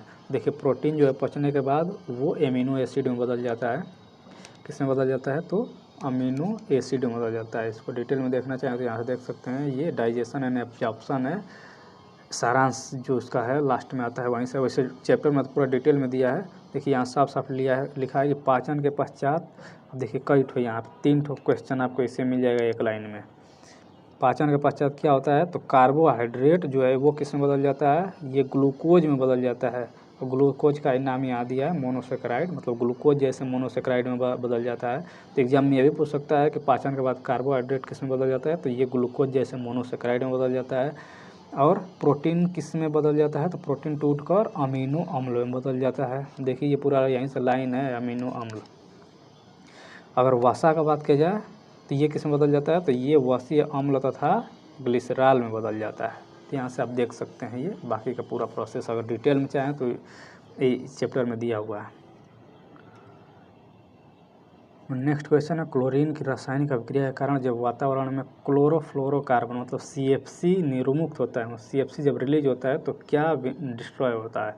कुल मिला के यही पूछ रहा है कि CFC जब आप वायुमंडल में जाता है तो उसका क्या प्रभाव पड़ता है। तो आपको पता है क्लोरोफ्लोरोकार्बन क्या करता है, ओजोन क्षरण करता है, मतलब O3 का क्षरण, ओजोन लेयर क्षरण आपको पता है समताप मंडल में पाया जाता है ओजोन। ये भी एग्जाम में पूछा हुआ है, प्रीवियस वीडियो में बताया इसके बारे में डिटेल में। किसमें पाया जाता है, तो समताप मंडल में। समताप मंडल कहाँ होता है, तो क्षोभ मंडल के ऊपर। क्षोभ मंडल कितना, 10 किलोमीटर के ऊपर। तो ये आप देख सकते हैं। तो सीधे सीधे इसका आंसर तो यही है कि ओजोन मॉलिक्यूल मतलब ओजोन क्षरण करता है CFC। नेक्स्ट क्वेश्चन है, इकोसिस्टम में बैक्टीरिया किस रूप में क्रियाशील होते हैं। तो देखिए इकोसिस्टम का डायग्राम पिछले जो लेक्चर हुए हैं 2 ठो वीडियो, उसमें भी कई जगह बताया हूँ अलग अलग किस लेवल पे कौन सा होता है, मतलब कौन उत्पादक होता है, कौन प्राथमिक उपभोक्ता होता है, कौन द्वितीयक होता है, तो सारी चीज़ें उसमें बताया हूँ। अब इसमें सीधे आपसे पूछ रहा है कि बैक्टीरिया किस लेवल पर आते हैं। तो बैक्टीरिया आपको पता है कि अंत में एकदम आएंगे, समझ रहे हैं ना। जैसे उत्पादक में क्या हो जाएंगे, उत्पादक में जो प्रकाश संश्लेषण की क्रिया करते हैं, जैसे पौधे हो गए।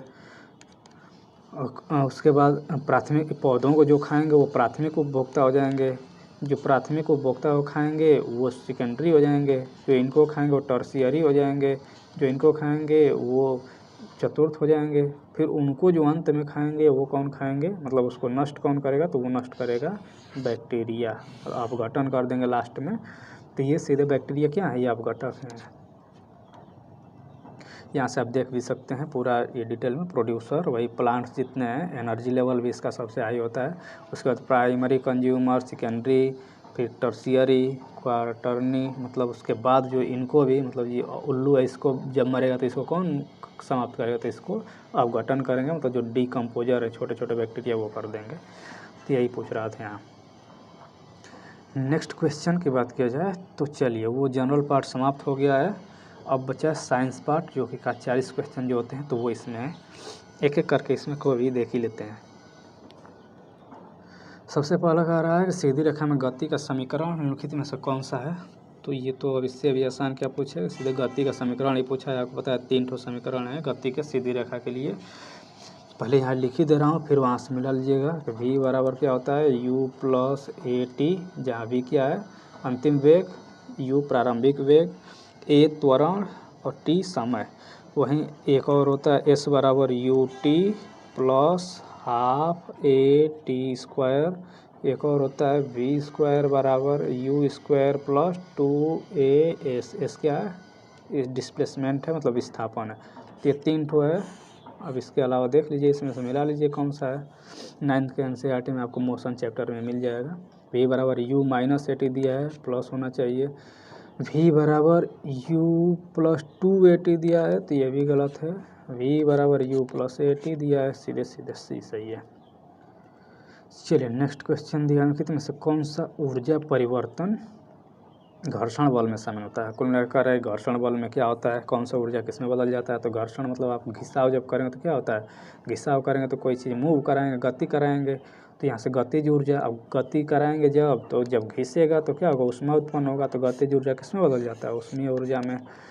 एग्जाम्पल देखना चाहें तो यहाँ देख सकते हैं, ये हाथ रगड़ रही हैं, तो हाथ रगड़ने पर क्या हो रहा है, गर्मी का अनुभव हो रहा है। ये माचिस का तिल्ली क्यों जल जा रहा है, क्योंकि अब घिसते हैं तो घर्षण होता है तो गतिज ऊर्जा उसमें ऊर्जा में परिवर्तित हो जाता है।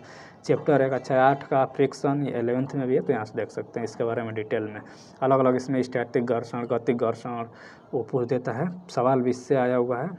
तो वो आप 11th का जो NCERT है वहाँ से इससे संबंधित थोड़ा सा जो न्यूमेरिकल छोटे छोटे हैं वहाँ से आप देख सकते हैं। Fs बराबर म्यू आर, ये सब वाला इसमें थोड़ा सा मैं दिखाई देता हूँ। एक फार्मूला होगा Fs बराबर म्यू इंटू आर, इससे रिलेटेड एक क्वेश्चन इसमें आया हुआ है, मतलब BPSC TRE में ही। चलिए यहाँ से जब आप किसी रबड़ बैंड को स्ट्रेच करते हैं, मतलब रबड़ बैंड को खींचेंगे, तो तब कौन सा ऊर्जा स्टोर हो जाता है, मतलब कौन सा ऊर्जा संग्रहित होता है। तो रबड़ बैंड को जब खींचेंगे तो खींच करके ऐसे पकड़े रहेंगे, जैसे ये रबड़ ऐसे रहता है, इसको पकड़ के खींच दिए दोनों साइड से, खींच करके ऐसे पकड़े हैं, मतलब खींचेंगे तो ऐसे स्ट्रेच हो गया। और अब इसमें कौन सी ऊर्जा है, अब इसमें क्या है कि आप खींचे तो क्या किए, इसमें कुछ ऊर्जा लगाए खींचे, अब जितना ऊर्जा आपने लगाया वो सब इसमें स्टोर हो गया। किस रूप में, तो ये चुपचाप पड़ा हुआ है ना अभी, तो ये स्थिर है, मतलब स्थितिज ऊर्जा में ये स्टोर रहेगा।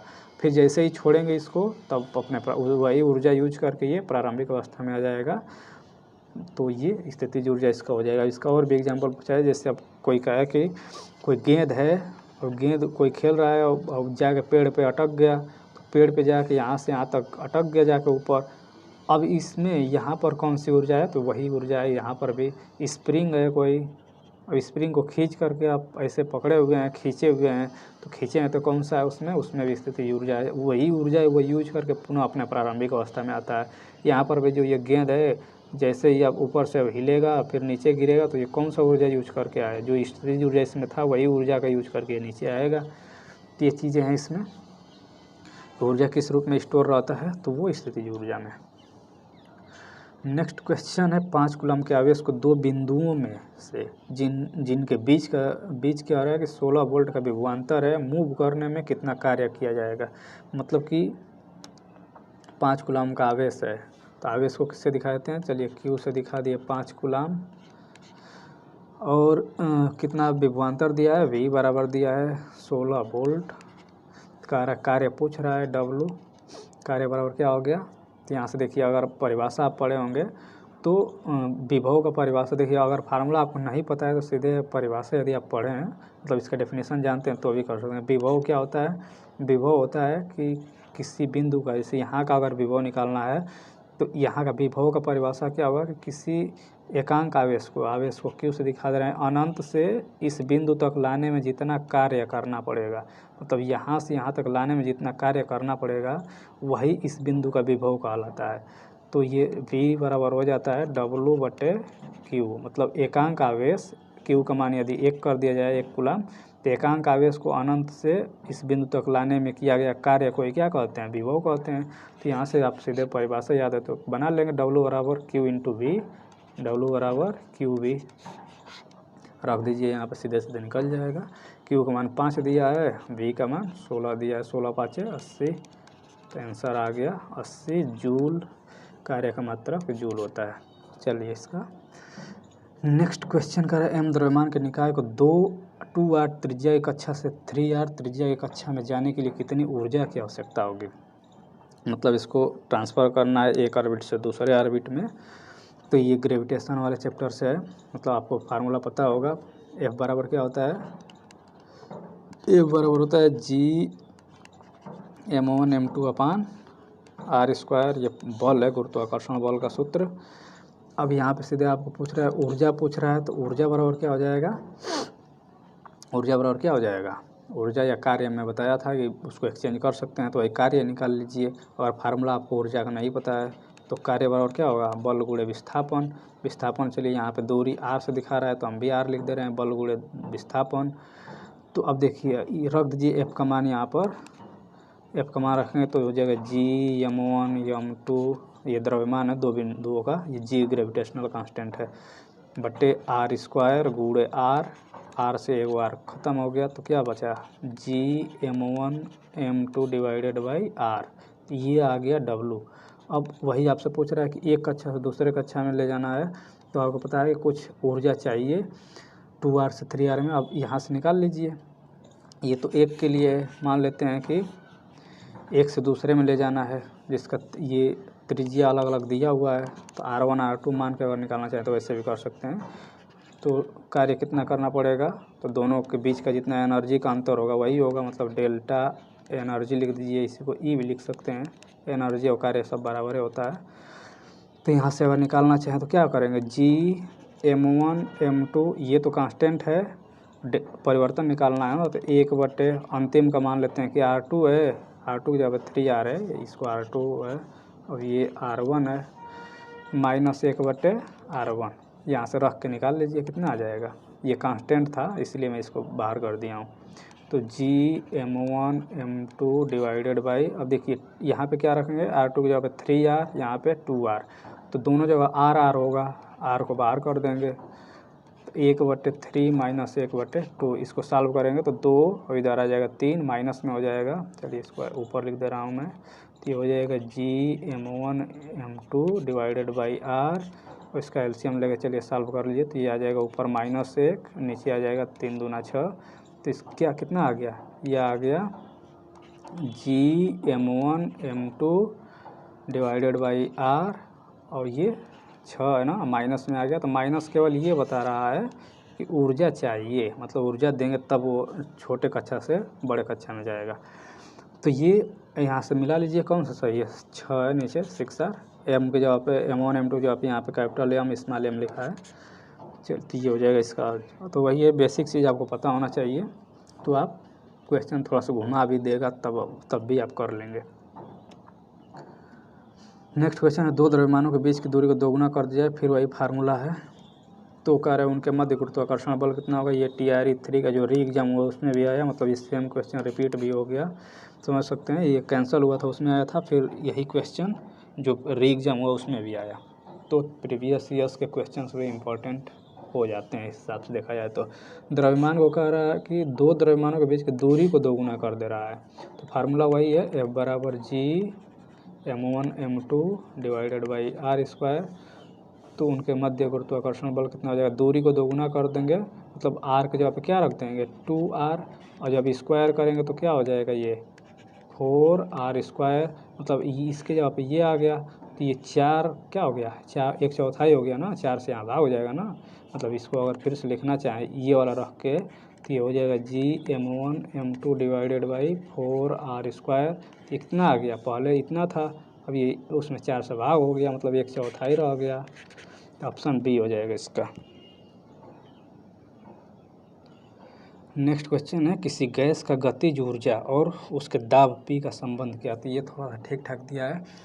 ये आपका गैसों का जो काइनेटिक थियरी ऑफ गैस है, वहाँ अगर आप पढ़ें मतलब 11th-12th तब इसको कर पाएंगे, डायरेक्ट फार्मूला भी इसका मिल जाएगा NCERT में। तो अगर फार्मूला नहीं याद है तब कैसे करेंगे, तो फिर भी कुछ तो फार्मूला याद करना ही पड़ेगा। तो यहाँ से कई तरीके से इसको निकाला जा सकता है। इसमें का देखिए एक दाब होता है, ये गैसों का से संबंधित ये चैप्टर में आपको मिलेगा जो काइनेटिक थियरी है। तो यहाँ से देखिए P जो है दाब, जो है दाब क्या होता है, इसका फार्मूला होता है 1/3 ρV², ये V क्या है, औसत वेग है, रो क्या है, डेंसिटी है, मतलब घनत्व। काइनेटिक एनर्जी के लिए यहाँ पे E लिखा है, तो काइनेटिक एनर्जी का फार्मूला क्या होता है, ये होता है आपको पता है 1/2 mv², V क्या है, फिर वही है, m द्रव्यमान है। देखिए रो क्या होता है, रो बराबर आपको पता है, मतलब ये डेंसिटी घनत्व बराबर होता है द्रव्यमान बटे आयतन, द्रव्यमान m/आयतन V, कैपिटल V है ये स्मॉल v²। अब देखिए V यदि मान लेते हैं कि एकांक आयतन के लिए, आप सुने होंगे एकांक आयतन के लिए V बराबर 1, तब क्या आ जाएगा, ये आ जाएगा 1/3 mv², ये आ गया P।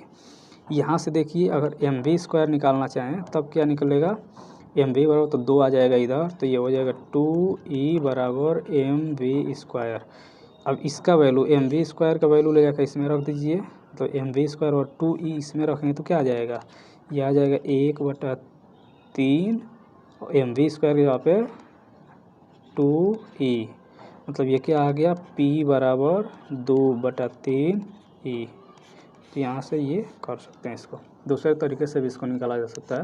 P बराबर 2/3E इसका करेक्ट आंसर है।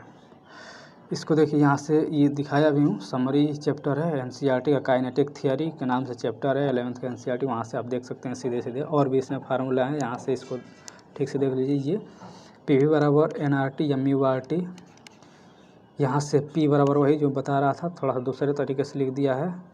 फिर यहाँ से VRMS root mean square velocity यहाँ पे दिया है √√3 kVt, ये भी पूछ सकता है एग्जाम में। ये गतिज ऊर्जा है 1/2 mv² या फिर 3/2 kVt भी होता है।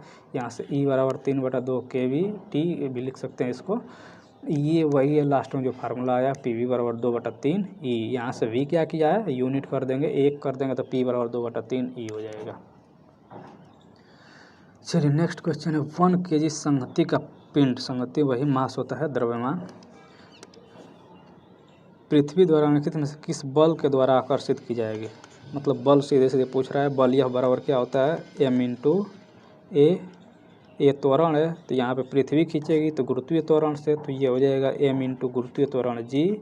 वैल्यू रख दीजिए, m का मान कितना है, m का मान दिया है 1 kg, g का मान कितना होता है 9.1 मीटर पर सेकेंड स्क्वायर, गुणा करेंगे तो 9.1 मीटर पर सेकेंड स्क्वायर, और ये प्लस मास था द्रव्यमान, तो ये आ जाएगा न्यूटन में। बल का मात्रक क्या होता है, न्यूटन होता है। देखिए यहाँ से कन्फ्यूजन में इसको भी लगा सकते हैं, जबकि ये गलत हो जाएगा। ऑप्शन क्या हो जाएगा, न्यूटन में। बल का मात्रक क्या होता है, न्यूटन होता है। भार भी इसको कह सकते हैं, भार का मात्रक भी वही न्यूटन। कृत्रिम जीन पैदा किया, अब देखिए हिंदी वाला वही कर रहा था गूगल ट्रांसलेटर से, तो क्योंकि यहाँ पे इसीलिए मैं इंग्लिश में लिख दिया हूँ कि कृत्रिम जीन को क्रिएट किसने किया था, तो हरगोविंद खुराना, अलेक्जेंडर ओपरेन, मेघनाथ शाह। इसका आंसर तो आपको पता होगा कि इसके लिए इनको नोबेल प्राइज़ भी मिला था हरगोविंद खुराना जी को इसके शोध के लिए। कब मिला था अगर बात की जाए तो ये 1968 में मिला था। 1968 में इनको क्या मिला था, इनको नोबेल प्राइज़ मिला था। किस लिए मिला था, कृत्रिम जीन, क्योंकि उसमें ये काम क्या किए थे, तो ये जेनेटिक कोड डेवलप किए थे, ये जेनेटिक कोड। तो इनको इसी के बेसिस पे ये काफ़ी, ये इंडिया से ही हैं लेकिन भारतीय मूल, मतलब ये भारतीय मूल के हैं एक हिसाब से देखा जाए तो। इससे रिलेटेड और चीज़ें अगर देखना चाहें तो चलिए यहाँ से आप देख लीजिए। ये बायोमोलिक्यूल चैप्टर का नाम है एनसीईआरटी का, क्लास 12th का। यहाँ से ये साफ साफ दिया हुआ है इनके बारे में। देखिए यहाँ से हरगोविंद खुराना, इनका जन्म 1922 में हुआ। जन्म तो पूछेगा नहीं आपसे, लेकिन क्या क्या पूछेगा, जो पूछेगा वो यहीं से पूछा है। किस चीज़ में दिया गया, देखिए 1968 में इनको आनुवांशिक कोड, वही जेनेटिक कोड के लिए इनको दिया गया था नोबेल प्राइज़। इनके साथ और भी लोग थे, तो यहाँ से आप देख सकते हैं। बाकी के भी चीज़ें, एक क्वेश्चन यहाँ से भी बनता है कि डीएनए का द्विकुंडलीय संरचना, मतलब ऐसे आपको पता है द्विकुंडलीय होता है हेलिकल मॉडल। तो हेलिकल मॉडल किसने दिया था, जेम्स वाटसन तथा फ्रांसिस क्रिक। ये भी इंपॉर्टेंट क्वेश्चन है, यहाँ से ये भी बनता है कि जेम्स वाटसन तथा फ्रांसिस क्रिक ये क्या किए थे, ये द्विकुंडलीय डीएनए का द्विकुंडलीय संरचना को ये बताए थे। अब यहाँ से अगर ये पूछा जाए कि डीएनए की पहचान सर्वप्रथम किसने किया था, तो पहचान किए थे डीएनए का, अगर कहा जाए कि सबसे पहले किसने इसको पहचाना था, तब ये 1869 में फ्रेडरिक मिसर ने किए थे। तो ये कन्फ्यूजन में ना रहिएगा, फ्रेडरिक मिसर ये किया गया था। सबसे पहले डीएनए की पहचान ये किए थे। बाद में ये क्या किए, उसका जो द्विकुंडलीय संरचना है ये दिए थे जेम्स वाटसन था फ्रांसिस क्रिक। ये सब एग्जाम में आने वाले क्वेश्चन है। यहाँ पे mRNA थोड़ा सा यहाँ पे देखिए, m का मतलब क्या होता है, मैसेंजर होता है, संदेशवाहक। ये भी एग्जाम में पूछा हुआ है। RNA का फुल फॉर्म, DNA का फुल फॉर्म, वो बेसिक चीज़ें आपको पता होनी चाहिए। फोटोवोल्टाइक प्रभाव, मतलब फोटो PV इफेक्ट जो है की अवधारणा किसने दी थी। तो पहले तो आपको ये पता होना चाहिए कि फोटोवोल्टाइक इफेक्ट होता क्या है। सबसे पहले वही देख लेते हैं कि फोटोवोल्टाइक इफेक्ट क्या है। तो लाइट एनर्जी को किसमें कन्वर्ट करना, फोटोवोल्टाइक इफेक्ट जो है यह प्रकाश ऊर्जा को, लाइट एनर्जी को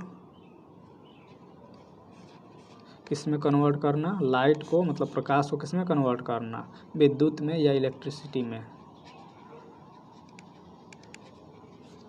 कन्वर्ट करना है। क्या कहता है? फोटोवोल्टाइक इफेक्ट कहलाता है। इसको किसने दिया था? तो एडमंड बेकुरल ने दिया था। तो इसका आंसर तो यही हो जाएगा ए कि फोटोवोल्टाइक इफेक्ट किसने दिया था? तो एडमंड बेकुरल ने 1839 में इसको खोज किया था। इसका कब किया था? 1839 में। वैसे ये नहीं पूछेगा, आपको ये पूछ सकता है। अब इससे आधारित कौन कौन सी घटना है या कोई डिवाइस बता दीजिए जो कि फोटोवोल्टाइक इफेक्ट से मतलब रिलेटेड हो। तो आपको पता है कि जो सोलर सेल होता है वो इसी घटना से आधारित है। सोलर सेल का जो प्रक्रिया है वो इसी पे आधारित है। यहाँ से आप देख भी सकते हैं ये कैसे सूर्य से रोशनी आ रहा है।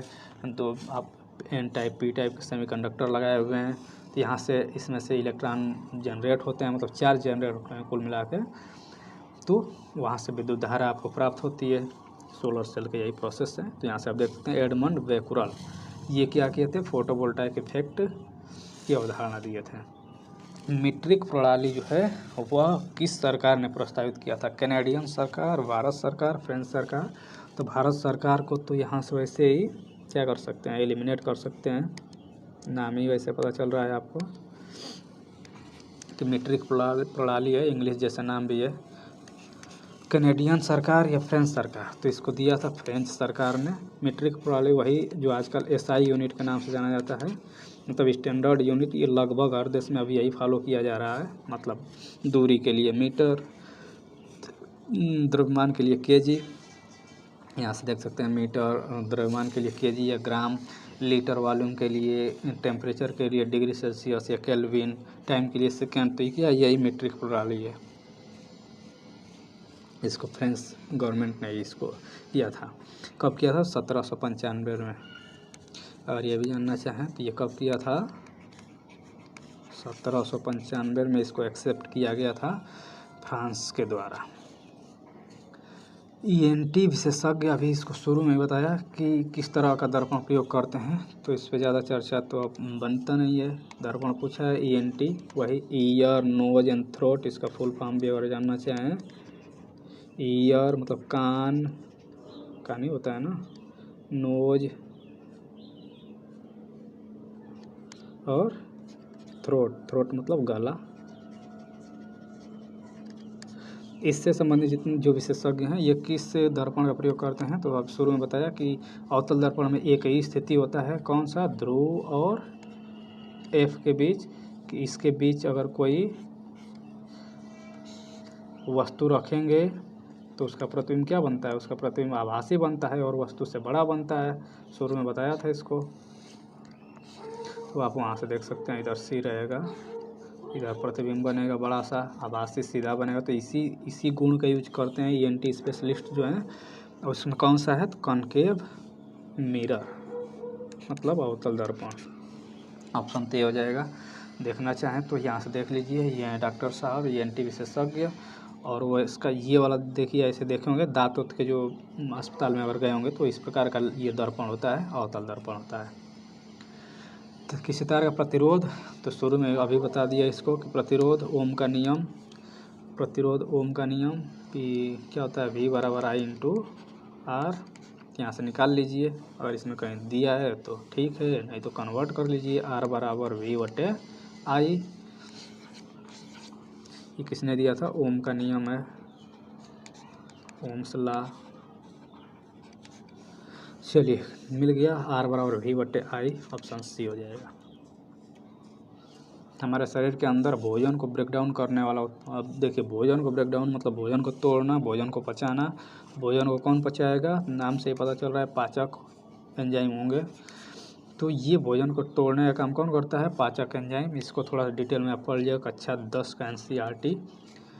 जो कि मनुष्य में पोषण के नाम से है। ये डिटेल में मैं इसका नोट्स भी बना दिया हूँ कि कहाँ से शुरुआत होता है, कौन कौन से एंजाइम होते हैं, कौन कौन से पाचक एंजाइम्स हैं, और अंत में कहाँ से होता है। मतलब यहाँ शुरू होता है, आपको पता है मुख से ही चालू हो जाता है, लार होता है मुख में, फिर लार में कौन कौन से होते हैं एंजाइम्स, ये सारी चीज़ें आपको पता होनी चाहिए। ये यहाँ पे चूँकि छोटा छोटा है तो दिखेगा नहीं, इसका PDF मैं टेलीग्राम में दे दी हूँ नोट्स का, मतलब बायोलॉजी का केवल है, बाकी का नोट्स ना मांगिएगा, मैं बाकी का नोट्स नहीं बनाया हूँ।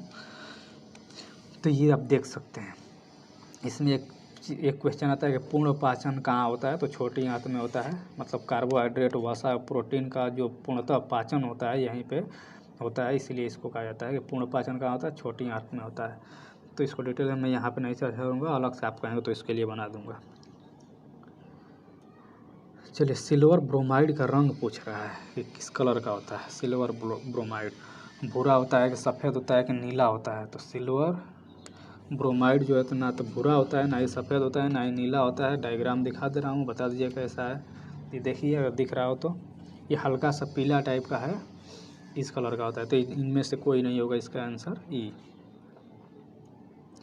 किसी द्रव का दूसरे द्रव में फैलना, मतलब liquid dispersed in another liquid, मतलब एक लिक्विड में दूसरे लिक्विड का मिला होना क्या कहलाता है। तो यहाँ पे सीधे जेल कहेंगे कि या एरोसोल कहेंगे कि या पायसन कहेंगे, मतलब इमल्शन कहेंगे। तो लिक्विड में लिक्विड जब मिला होता है, मतलब उसमें डिस्पर्स्ड फेज भी लिक्विड है, डिस्पर्सिव मीडियम जो है वो भी अगर लिक्विड है तो उसके कहा जाता है पायसन या इमल्शन कहते हैं। सब्सटेंट जो होते हैं वो क्या है, इमल्शन ही है। इसका पूरा वो चार्ट ही देख लीजिए यहाँ से। इसको पहले बताया हूँ, जो प्रीवियस वीडियो जो लोग देखे होंगे वो लोग जानते होंगे। इसको बताया भी था कि काफ़ी इंपॉर्टेंट है, रिपीट होता रहेगा क्वेश्चन यहाँ से। कि डिस्पर्स्ड फेज है, फेज मतलब कि क्या चीज़ मिला रहे हैं किसमें, ये डिस्पर्सन मीडियम है। डिस्पर्सन मीडियम मतलब अगर गैस में द्रव मिला हुआ है तब उसे कहेंगे एरोसोल, और गैस में ठोस मिला है तब कहेंगे उसको भी एरोसोल। यदि द्रव में गैस मिला है तब उसको कहेंगे फोम। यदि द्रव में द्रव मिला है तब उसको कहेंगे इमल्शन, जो कि अभी क्वेश्चन में आया है। एग्जाम्पल इसका दूध, फेस क्रीम, ये सब क्या है, इमल्शन है। अगर बात की जाए ठोस में द्रव मिला है, सॉरी द्रव में ठोस मिला है, ये इसमें मिलाना है ये, मतलब द्रव में यदि ठोस मिला है तब कहेंगे सोल। अगर ठोस में गैस मिला है तब कहेंगे फोम। अगर ठोस में द्रव मिला है तब कहेंगे जेल। अगर ठोस में ठोस मिला है तो ठोस सोल। इसमें ज़्यादा इंपॉर्टेंट क्या है, तो इमल्शन ही ज़्यादा इंपॉर्टेंट है, और एरोसोल भी कह सकते हैं इसमें से। जेल इसमें से इम्पोर्टेंट है। ठोस में द्रव मिला देंगे तो उसको जेली कहते हैं, जैसे जेली हो गया, पनीर हो गया, मक्खन हो गया। इसमें एग्जाम्पल भी पूछ देता है, इस चीज़ को ध्यान दीजिएगा। शेविंग क्रीम पूछ देगा कि ये क्या है, तो ये एक फोम है, मतलब ये द्रव में गैस मिला हुआ है। 9th का NCERT का ये PDF ये दिखा रहा था मैं। निम्नलिखित में से कौन सा प्रतिक्रिया की दर को धीमा करता है। प्रतिक्रिया मतलब यहाँ पे अगर इंग्लिश में देखें तो ये रिएक्शन होगा, हिंदी में चूँकि सही से लिखा नहीं है एग्जाम में, तो इसलिए मैं वैसे ही लिख दिया हूँ। ये रिएक्शन की दर को, रिएक्शन रेट जो है इसको कह रहा है कौन धीमा करता है। इसको धीमा कौन करता है, होमोजीनियस कैटलिस्ट या फिर हेट्रोजीनियस कैटलिस्ट या उत्प्रेरक प्रवर्तक। ये प्रमोटर तो वैसे भी कभी धीमा नहीं करेगा, तो और प्रमोट करेगा, अभिक्रिया की दर को बढ़ाएगा ही। होमोजीनियस कैटलिस्ट, हेट्रोजीनियस कैटलिस्ट, देखिए इन तीनों में से कोई भी अभिक्रिया की दर को धीमा नहीं करता है। ये तीनों जो हैं ये अभिक्रिया की दर को बढ़ाते ही हैं, मतलब इंक्रीज करते हैं किसी न किसी रूप में। होमोजीनियस का क्या मतलब है, होमोजीनियस मतलब कि समान, एक ही समान के रहेंगे, जितने उसमें कैटलिस्ट है वो भी, और बाकी के जो रिएक्टेंट हैं वो भी, जो प्रोडक्ट है वो भी, सभी का जो फेज है वो सेम होगा। मतलब इसको अगर ऐसे कहा जाए कि जो सेम फेज में है, मतलब ऐसा कैटलिस्ट जो कि सेम फेज में है। जैसे अगर द्रव में है तो सभी द्रव में, गैस है तो सभी गैस में, चाहे वो रिएक्टेंट हो या फिर उसके प्रोडक्ट हो, तब उसके कहेंगे क्या चीज़, कि उसको होमोजीनियस कहेंगे। तो ये भी इंक्रीज ही करता है, तीनों इंक्रीज करते हैं, शुरू में बता दिया। अगर इनमें से जो तीनों का फेज हैं ये अलग अलग हैं, मतलब कैटलिस्ट जो मिला रहे हैं वो, और जो उसमें से पहले से आपका रिएक्टेंट और प्रोडक्ट जो बन रहा है वो अगर अलग अलग फेज में है, मतलब ठोस द्रव गैस अलग अलग में है, तब उसको कहेंगे हेट्रोजीनियस कैटलिस्ट। तो ये तीनों मिलकर क्या करते हैं, अभिक्रिया की दर को बढ़ाते हैं, धीमा नहीं करते हैं। तो इनमें से ऑप्शन हो जाएगा ई, इनमें से कोई नहीं। ये एग्ज़ाम अगर पूछा जाए कि ये कहाँ से दे दिया था, तो यहाँ पे आप देख सकते हैं 69th बीपीएससी जो कि एग्ज़ाम हुआ था 30/9/2023 को। अब इसके 2-3 महीने के बाद एग्ज़ाम हुआ ये बीपीएससी टियर 3 का जो कैंसिल हुआ, इसमें सेम क्वेश्चन यही आया था, सोचिए। तो इसलिए अभी देखिए बीपीएससी 70वीं जो एग्ज़ाम हो चुका है उसका पेपर आप रख लीजिएगा। उसके लिए क्या करना है आपको, बीपीएससी पूर्वावलोकन के नाम से आता है घटना चक्र, बीपीएससी पूर्वावलोकन ये आप ले लीजिएगा। इसमें जितने बीपीएससी एग्ज़ाम कराया है सभी सब्जेक्ट के इसमें मिल जाएंगे। तो ये देख सकते हैं यहाँ से सीधे सीधे क्वेश्चन ही आया हुआ है। चलिए निम्नलिखित में से कौन से एक लियोफोबिक कलिल है, मतलब लियोफोबिक कोलाइड। फोबिक का क्या मतलब है, फोबिया सुने होंगे आप, अगर आपको नहीं पता है तो फोबिया क्या होता है नहीं जानते हैं। फोबिया मतलब किसी से द्वेष, मतलब उसको अपोजिट टाइप का अगर ऐसे समझ सकते हैं। फिलिया रहेगा तो उसका मतलब होता है उसके साथ मिलना, लव। अब फोबिया का मतलब उससे दूर हटना। तो यहाँ से कह रहा है कि लायोफोबिया कोलाइड कौन सा नहीं है, ये पूछ रहा है। तो फोबिया नहीं है तो इसका मतलब क्या पूछ रहा है कि फिलिया होगा। मतलब आपसे क्या पूछ रहा है, लायोफिलिया या फिलिक इसको लिख दे रहा हूँ, लियोफिलिक कोलाइड आपसे पूछ रहा है। फोबिक नहीं पूछ रहा है तो इसका क्या मतलब है कि फिलिक पूछ रहा है। तो लियोफिलिक इसमें से कौन है। अब लियोफिलिक क्या होंगे, तो फिलिक मतलब जो मिल जाएं, मतलब जो उससे दूर ना हटें, कौन कौन से होंगे। जैसे अगर इसमें बात किया जाए, इस केस में ये घोल के केस में कह रहा है, तो घोल का क्या मतलब है कि जैसे जो विलायक है, विलायक आपको पता है सॉल्वेंट, अगर सॉल्वेंट में वो मिल जा रहा है तब कहेंगे कि वो लियोफिलिक है, मतलब घुल जा रहा है। अगर ऐसे कहेंगे घुलना, और घुल जा रहा है पूरी तरह से तो उसे कहेंगे फिलिक है, और नहीं घुलेगा तो उसको कहेंगे कि फोबिक है। तो अब इसमें से देखिए, सल्फर घोल, सोडियम क्लोराइड घोल, स्वर्ण घोल, क्योंकि ये सामान्यतः जलीय विलायक ही कह रहा है, मतलब जल में। अब जल में इसमें से कौन कौन घुलेगा, सल्फर घोल, सोडियम क्लोराइड घोल, या फिर स्वर्ण घोल। स्वर्ण मतलब सोने का, सल्फर का। ये सामान्यतः जो धातुओं के हैं वो तो नहीं घुलते हैं। सोडियम क्लोराइड जो है लवण है, ये जल में घुल जाता है। तो आपसे वही पूछा है, फिलिक पूछा है ना, फिलिक मतलब ये है। फोबिक नहीं है तो फिलिक है, तो इसका ऑप्शन कौन सा हो जाएगा, बी हो जाएगा। यहाँ से आप देख भी सकते हैं, ये साफ साफ दिया हुआ है। ये एक्सपेरिमेंट है, चैप्टर का नाम ये है कोलाइड्स। यहाँ से आप देखिए साफ साफ लिखा है लायोफिलिक क्या होते हैं। तो फिलिक सॉल्वेंट अट्रैक्टिंग, मतलब फिलिक मतलब फिल मतलब लव ही होता है, इसका रूट वर्ड है ये। तो सॉल्वेंट अट्रैक्टिंग मतलब सॉल्वेंट के साथ ये मिल जाएगा, अट्रैक्ट होगा। अब फोबिक का मतलब सॉल्वेंट रिपेलिंग, मतलब इसको दूर हटाएगा, कुल मिला के उसमें घुलेगा नहीं। जैसे यहाँ पे एग्जाम्पल भी दिया है कि ferric oxide, aluminium oxide and arsenic sulphide, ये सब क्या हैं, एग्जाम्पल ऑफ लायोफोबिक। चलिए ये तो आप यहाँ से देख सकते हैं।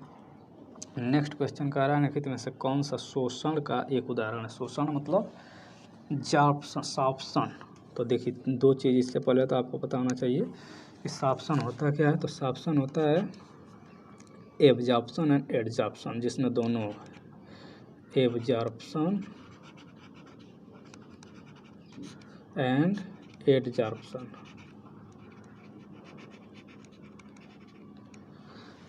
अब ये एब्जॉर्प्शन क्या होता है, मतलब जो पूरी तरह से घुल जाए, मतलब उसके अंदर घुस करके घुले।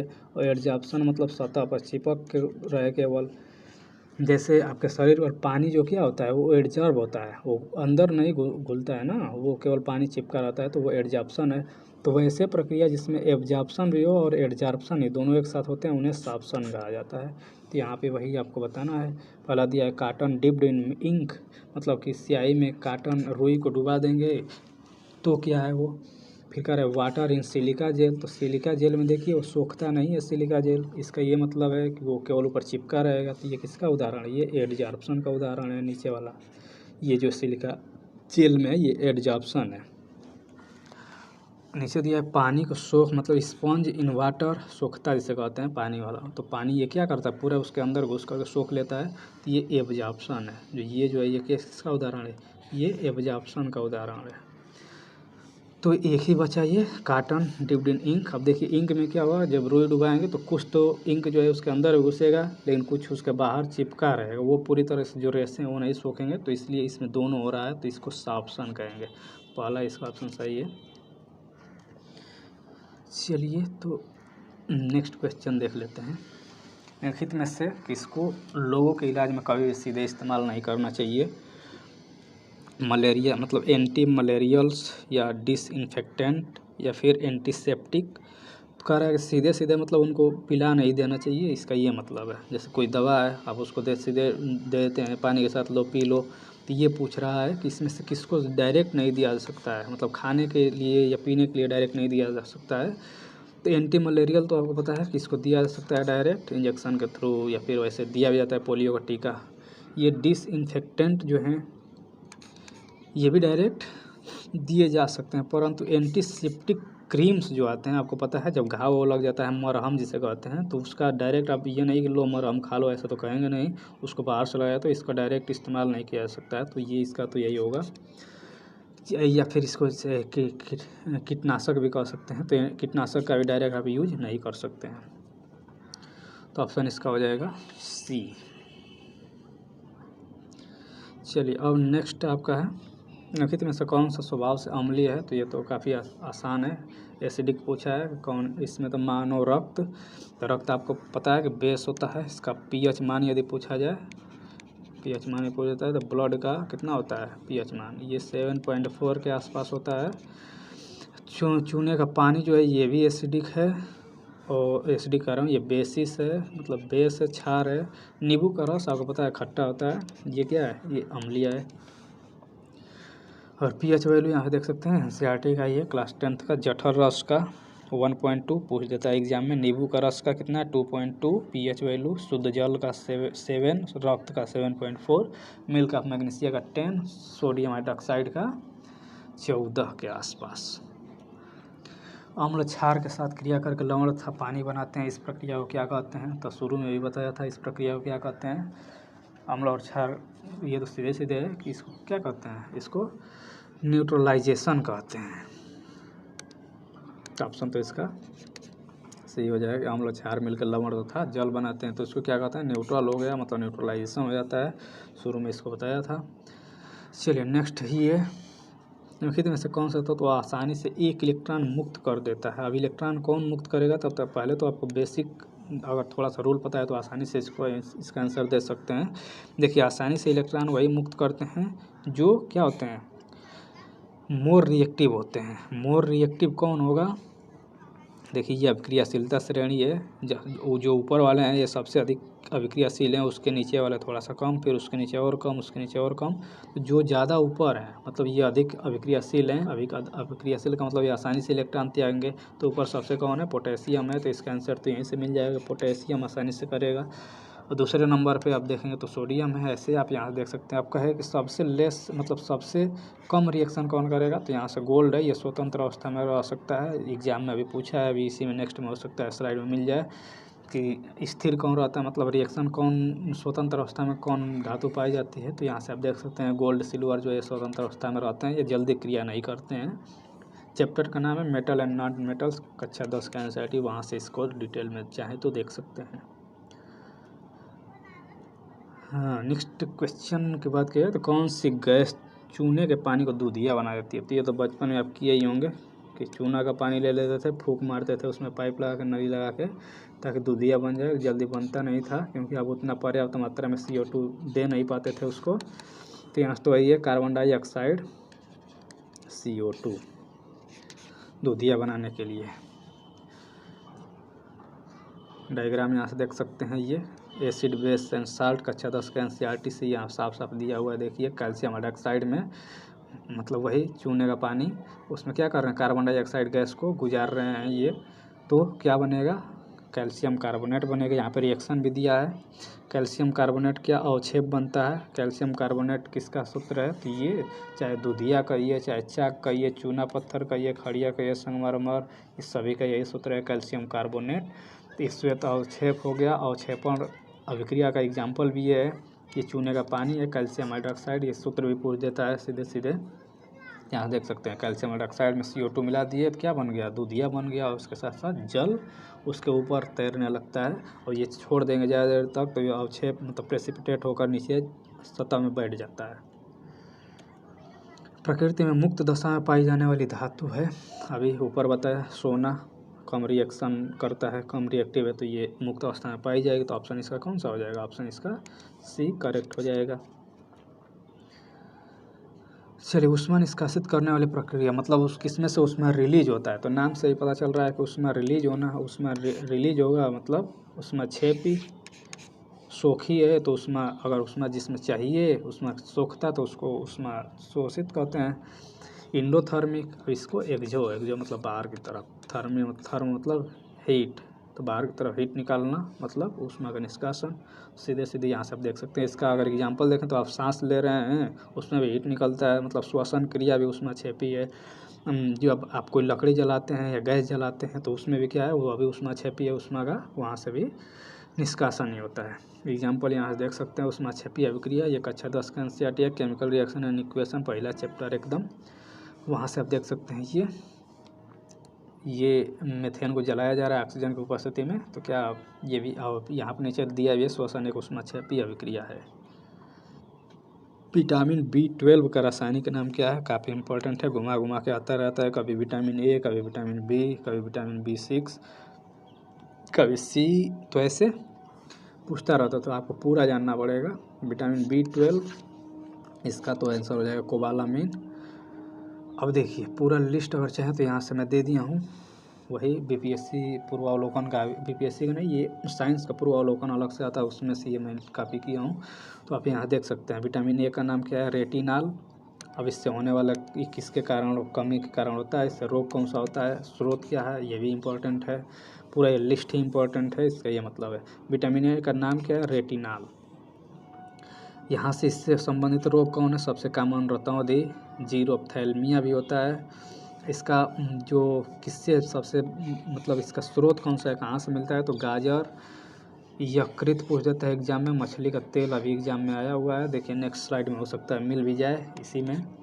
तो मछली का तेल ये तो मेन है, ये एग्जाम में आता रहता है, इसके साथ साथ ये भी इन सब से भी मिलता है, लेकिन ये मेन है, इसको आपको याद रहना चाहिए। विटामिन B1 का नाम थायमीन है, और इसको सीरियल नंबर से याद कर लिया, चाहे आप जैसे याद कर सकें रट के या जैसे चाहें। अब इससे होने वाला रोग कौन सा? बेरी वृद्धि रुकना। कहाँ से मिलता है? अनाज, सोयाबीन, फलियाँ। B12 का नाम राइबोफ्लाविन, B2 का नाम राइबोफ्लाविन, 3 का नाम नियासिन या निकोटीन, टीन यहाँ से देख सकते हैं निकोटीन। 5 से पेंटोथीन, ऐसे में याद कर लिया था। Pyridoxine, 7 biotin. यहाँ से आप इसका रोग और कौन कौन स्रोत है वो देख सकते हैं। B9 का फोलिक एसिड, और B12 के यहाँ से साइनोकोवाला मेन जो कि एग्जाम में आया हुआ है। इससे होने वाला रोग कौन सा है? तो यहाँ से एनीमिया देख सकते हैं। कहाँ से इसको मिलता है? तो विटामिन B12 यहाँ देख सकते हैं, मांस, मछली, अंडा, दूध, आंतरिक जीवाणु। C का नाम पूछ देता है, एस्कॉर्बिक एसिड है, इससे होने वाला रोग कौन सा है? स्कर्वी। यहाँ नाम भी देख सकते हैं स्कर्वी कहाँ से मिलता है? तो खट्टे पदार्थों से मिलता है, आंवला, नींबू, टमाटर, सब्जियाँ। D का नाम भी पूछता है, D का नाम कैल्शियम से कैल्सी, याद कर लीजिएगा, ये इंपॉर्टेंट है। कहाँ से मिलता है? इससे होने वाला रोग रिकेट्स, मतलब हड्डियाँ कमज़ोर हो जाती हैं। ऑस्टियोमेलेसिया, ऑस्टियो मतलब अस्थि, तो ये हड्डियों से संबंधित बीमारी होता है विटामिन डी की कमी से, मतलब कैल्सीफेरॉल की कमी से। इसका स्रोत क्या है? तो सूर्य का प्रकाश, आपको पता है, काफ़ी इंपॉर्टेंट, ये क्वेश्चन भी बन जाता है, कई बार एग्जाम में आया हुआ है। मछली का तेल, अंडा, मक्खन, ये भी है। ई क्या है? ई का नाम अगर देखा तो टोकोफेरॉल, जनन क्षमता की कमी इसके कारण। और गेहूं का जर्दी, अंडे का जर्दी, गेहूं का जो छिलका होता है वो पूछ देता है, एग्जाम में आया हुआ क्वेश्चन है, गेहूं के छिलके। विटामिन ई, के का नाम नेप्थोक्विनोन, के से क्वी यहाँ पे दिखाया हूँ याद करने के लिए। रक्त का थक्का न जमना, ये भी इम्पोर्टेंट है। तो ये चीज़ें हैं, ये घटना चक्र पूर्वावलोकन साइंस का है, वहाँ से देख सकते हैं डिटेल में। नेक्स्ट क्वेश्चन, निम्नलिखित में से विटामिन ए का अच्छा स्रोत कौन सा है? ऊपर अभी आया था मछली का तेल। तो आप देख सकते हैं कि कैसे पढ़ना है, कैसे क्या चीज़ें इंपॉर्टेंट हैं। निम्नलिखित में से कौन सा गर्म खून, ये जो पिछले वीडियो जो 2 हैं उनमें कई बार ये आ चुका है, फिर से रिपीट हुआ है। गर्म खून का प्राणी को बताया था कि जितने ममल्स हैं, मतलब स्तनपायी, और जितने बर्ड हैं वो गर्म खून के होते हैं, मतलब हार्ट ब्लडेड होते हैं ममल्स। और ये तो मतलब अभी इसका चलिए यहाँ, तो ये जो पक्षियाँ हैं और स्तनपायी हैं, पक्षियाँ इसमें कौन है? तो कबूतर है, यही इसका आंसर हो जाएगा। वैसे तो ये क्या है, कोल्ड ब्लडेड है, मतलब इनको एनर्जी के लिए क्या धूप में आकर अपना देह सेकते हैं। तो यहाँ से आप देख भी सकते हैं, ये वार्म ब्लडेड, ये कोल्ड ब्लडेड। वार्म ब्लडेड में ममल्स हैं, मतलब स्तनपायी जो दूध पिलाते हैं, बर्ड्स हैं जितने चिड़िया हैं, और रेप्टाइल्स हो गए मतलब सरीसृप हो गए, उभयचर हो गए, मछली हो गई, ये कोल्ड ब्लडेड है। मिर्च में तीखापन निम्नलिखित में किसके कारण होता है? अब तीखापन, तीखा चलिए, मिर्च का नाम आपको पता है, शिमला मिर्च को इंग्लिश में क्या कहते हैं? कैप्सिकम कहते हैं। इसी से इसका नाम याद कर लीजिए कि मिर्च में कौन सा, कैप्साइसिन, इसी के कारण तीखापन होता है। काली मिर्च में भी इसी के कारण होता है। कैरोटीन, ये भी अगर पूछ जाए, ये भी एग्जाम में आया हुआ क्वेश्चन है। कैरोटीन ये क्या करता है? तो ये कौन सा कलर देता है? तो कैरोटीन ऑरेंज कलर देता है। ऑरेंज कलर ये जैसे अलग अलग चीज़ों में, गाजर मुख्यतः देखा जाता है, बाकी और भी चीज़ों में, ये नहीं केवल गाजर में ही नहीं, कैरेट से याद कर सकते हैं, कैरेट में से गाजर, कैरोटीन, ऑरेंज कलर। अब इसमें भी अलग अलग है कि लाल कलर वाला भी गाजर आता है, तो लाल कलर वाला कौन देता है? तो ये लाइकोपीन देता है। जितने लाल कलर हैं, चाहे टमाटर हो गया, ये गाजर का लाल, मतलब जो गाजर लाल कलर वाले, या फिर तरबूज हो गया, गुलाबी अंगूर हो गए, फल सब्जियां जो लाल होते हैं, उनमें कौन सा होता है? लाइकोपीन। ल से लाल, ल से लाइकोपीन। चलिए, कैप्सिकम का आप तो वही बता दिया कि मिर्चा को, शिमला मिर्च को कैप्सिकम कहते हैं, तो यहाँ से याद कर लीजिए, इसका आंसर वही हो जाएगा, कैप्सिसिन। नाइट्रेट को नाइट्रोजन में बदलने की प्रक्रिया को क्या कहते हैं? यहाँ से अब क्वेश्चन 2-3 तरीके से आता है। अमोनिफिकेशन भी इम्पोर्टेंट है, नाइट्रोजन फिक्सेशन भी, डेंट्रिफिकेशन भी। तो सबसे पहले तो ये देखिए कि नाइट्रेट को नाइट्रोजन में बदलने की प्रक्रिया को क्या कहते हैं? इसको कहते हैं डी नाइट्रिफिकेशन। ये क्या कहलाता है? नाइट्रेट को नाइट्रोजन में बदलेंगे तो इसको कहते हैं डी नाइट्रिफिकेशन। अब इसका उल्टा अगर कर देंगे कि नाइट्रोजन से नाइट्रेट में बदलेंगे तो ये हो जाएगा नाइट्रिफिकेशन हो जाएगा, मतलब यहाँ से डी हटा देंगे। नाइट्रोजन को नाइट्रेट में बदलना नाइट्रिफिकेशन, और नाइट्रेट को नाइट्रोजन में बदलना डी नाइट्रिफिकेशन। चलिए, इसको स्लाइड में देख लेते हैं। यहाँ से ये एनसीईआरटी का, ये 11th का मिनरल एंड न्यूट्रिशन। यहाँ से देख सकते हैं, ये पूरा डिटेल में एक ही डायग्राम में दिया हुआ है सब के बारे में, चाहे अमोनिफिकेशन हो, चाहे नाइट्रिफिकेशन हो, चाहे डी नाइट्रिफिकेशन हो। यहाँ से हिंदी में दिया हुआ है, इंग्लिश वाला आप चाहे तो इंग्लिश वाला डाउनलोड कर लीजिएगा। देखिए, ये अभी जो डी नाइट्रिफिकेशन ये दिया है, किसमें? नाइट्रेट से किसमें बदल गया? नाइट्रोजन में, वायुमंडलीय नाइट्रोजन में। आपको पता है कि नाइट्रोजन का मात्रा सबसे अधिक है, कितना? लगभग 78% के आसपास है वायुमंडल में। तो ये घूम फिर के आता रहता है, मतलब एक से दूसरे में जाएगा, दूसरे से फिर उसी में आ जाएगा, तो ऐसे घूमता रहता है। मतलब जीव से मृदा, मृदा से फिर पौधे, फिर पौधों से आ जाएगा जो पशु पक्षी जीव हैं उनमें, तो ऐसे आता रहता है, जाता रहता है। तो इसको आपको, ये काफ़ी इंपॉर्टेंट भी है, इसको आप नाइट्रोजन चक्र या नाइट्रोजन साइकिल जो है वहाँ से देख सकते हैं। देखिए, ये साइकिल ही है। यहाँ से अगर आप बात करें, ये अमोनिफिकेशन यहाँ ये दिया है। अमोनिफिकेशन क्या, जो जैसे जो जीव जंतु सड़ने लगते हैं तो उसके बाद उनमें जो अमोनिया जो होता है, मतलब अलग अलग फार्म में होता है, तो वो अमोनिया के फार्म में कुछ रहेगा, या फिर नाइट्रोजन अलग अलग फार्म में रहता है, वो डिटेल में आप देख सकते हैं। तो ये अमोनीकरण प्रोसेस के थ्रू किस में बदल जाता है? अमोनिया में बदल जाता है। मतलब जीव से जो मर जाते हैं, सड़ने लगते हैं, तो उनसे जो अमोनिया वो किस में बदल जाता है? अमोनीकरण के थ्रू अमोनिया में बदल जाता है। ये अब यहाँ से वायुमंडलीय नाइट्रोजन जो है ये किस में बदल? अमोनिया में अगर बदल रहा है तो उसको स्थिरीकरण कहते हैं, फिक्सेशन, नाइट्रोजन फिक्सेशन। मतलब वायुमंडलीय नाइट्रोजन जो है अलग अलग तरीक़ों से आ सकता है, वो अगर अमोनिया में बदल रहा है या फिर नाइट्रेट में बदल रहा है तब उसको क्या कहेंगे? स्थिरीकरण कहेंगे। तो ये एक ही डायग्राम में सब दिया हुआ है, चाहे वो नाइट्रोजन फिक्सेशन हो, या फिर अमोनीकरण हो, या फिर डी नाइट्रिफिकेशन हो। तो यहाँ से ये डायग्राम थोड़ा सा डिटेल में इसको और देख लीजिएगा, नाइट्रोजन चक्र के नाम से। अगर ना समझ में आए तो थोड़ा सा इसको अलग से ही देख लीजिएगा एक बार, लेकिन ये इम्पोर्टेंट है। यहाँ भी और उसके बारे में डिटेल में वही चैप्टर में दिया हुआ है, मिनरल एंड न्यूट्रिशन में। तो ये आप चाहें तो इसको रोक करके इस वीडियो को और इसको पूरा पढ़ लीजिए। डीएनए का कौन सा भाग प्रोटीन की सूचना देता है? तो ये तो शायद रिपीट हो गया क्वेश्चन, अभी ऊपर आया था, जीन इसका आंसर था, तो फिर दोबारा इस पर चर्चा करने का कोई मतलब ही नहीं है। माता पिता या संतति में पहुंचने वाले लक्षणों की प्रक्रिया को क्या कहते हैं? तो आपको पता है हेरेडिटी या आनुवंशिकता। आनुवंशिकता ये कहते हैं कि माता पिता का गुण जो है उनके बच्चों में पहुंचता है। तो इसका ऑप्शन सी हो जाएगा। आगत तथा निर्गत शिराएँ मिलती हैं, कहाँ मिलती हैं? तो जाहिर सी बात है कहीं जो मिलेगा वो जंक्शन होता है। जंक्शन यहाँ पे क्या है? तो केंद्रीय शिरा तंत्र या CNS सेंट्रल नर्व सिस्टम, ये सेंट्रल है, यहीं पे सब कुछ तो मिलेगा ना, नाम से भी पता चल रहा है।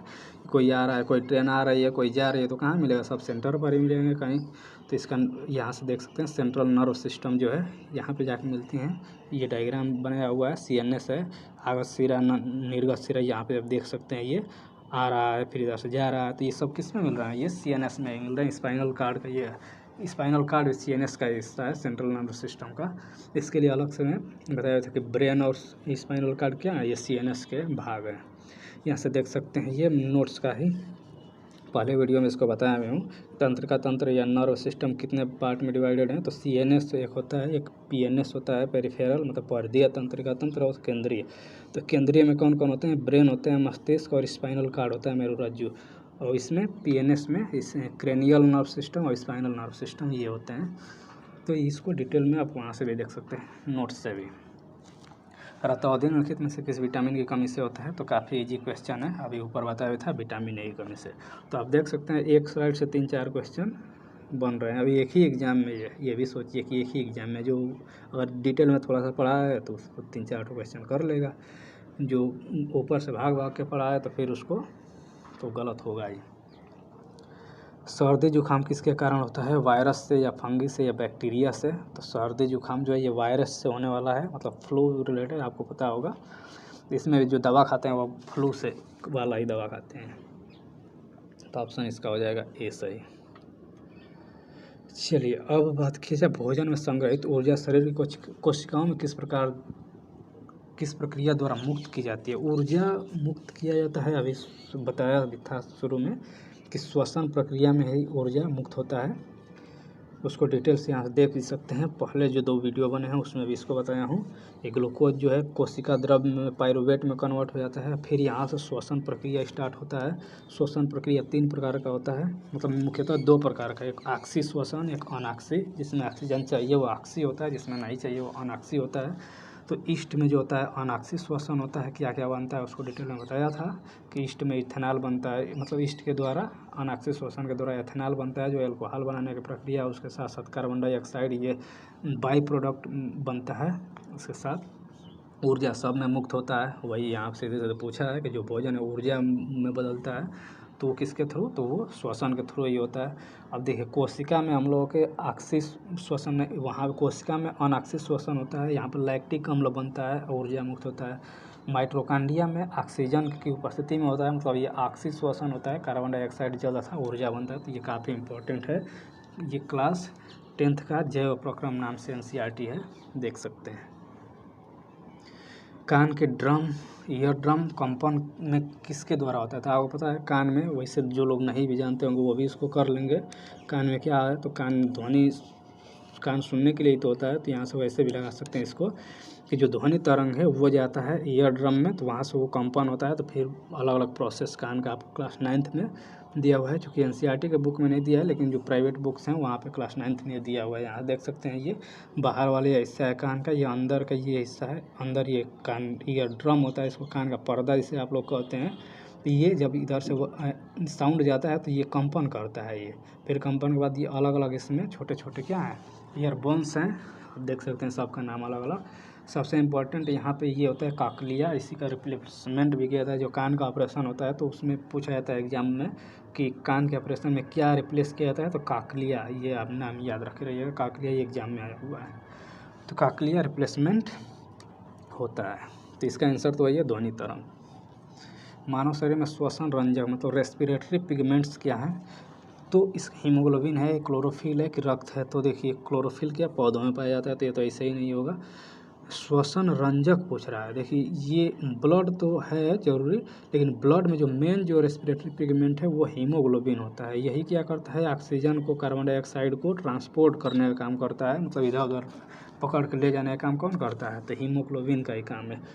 तो इसका तो आंसर तो वही होगा। यहाँ से आप देख भी सकते हैं कि ऑक्सीजन मॉलिक्यूल है ये क्या है, हीमोग्लोबिन, इसी के अंदर ये है आरबीसी जिसको आप कहते हैं। तो ये क्या करते हैं, ऑक्सीजन को ले जाने और मतलब ऑक्सीजन और CO2 दोनों का ट्रांसपोर्ट का काम करते हैं। और कलर भी किसके कारण होता है, लाल रंग रुधिर का, तो वो भी हीमोग्लोबिन के कारण ही होता है। एक कोशिका मोटी वाहिका को कहते हैं वन सेल थिक वेसल, मतलब काफ़ी पतले, वन ही सेल केवल होगा, उतना ही मोटा है, मतलब काफ़ी पतला इसको आप कह सकते हैं। ये वेसल से इनको क्या कहते हैं, तो जो काफ़ी पतले जिनका भित्तियाँ होती हैं उनको कहा जाता है केशिका या कैपिलरीज, काफ़ी पतले पतले होते हैं। तो यहाँ से आप डायग्राम देखना चाहते हैं तो यहाँ देख सकते हैं ये आर्टरी है, आर्टरी मतलब धमनी, और ये वेंस है मतलब सीरा, और ये पतली पतली मतलब धमनी और सीरा को जोड़ने का काम कौन कर रहा है, कैपिलरी कर रहा है। ये काफ़ी पतले होते हैं। अब इसमें ये भी पूछ दिया कि सबसे मोटी कोशिका का भित्ति किसका होता है, मतलब इसमें से दीवार की मोटाई, तो सबसे मोटाई जो है ये धमनी का ही होता है, और सबसे कम इसका होता है, तो बीच में सीरा ही होगा, मतलब ऐसे सीरियल नंबर से कर सकते हैं। सबसे मोटी दीवार किसकी, तो धमनी की। इस चीज़ को आप ध्यान, एग्जाम में आया हुआ है। तो चलिए ये तो रहा आज का वीडियो, बाकी के जो वीडियो बचे हैं वो भी जल्दी अपलोड कर दिए जाएंगे। मिलते हैं नेक्स्ट वीडियो में, तब तक के लिए देखते रहिए, धन्यवाद।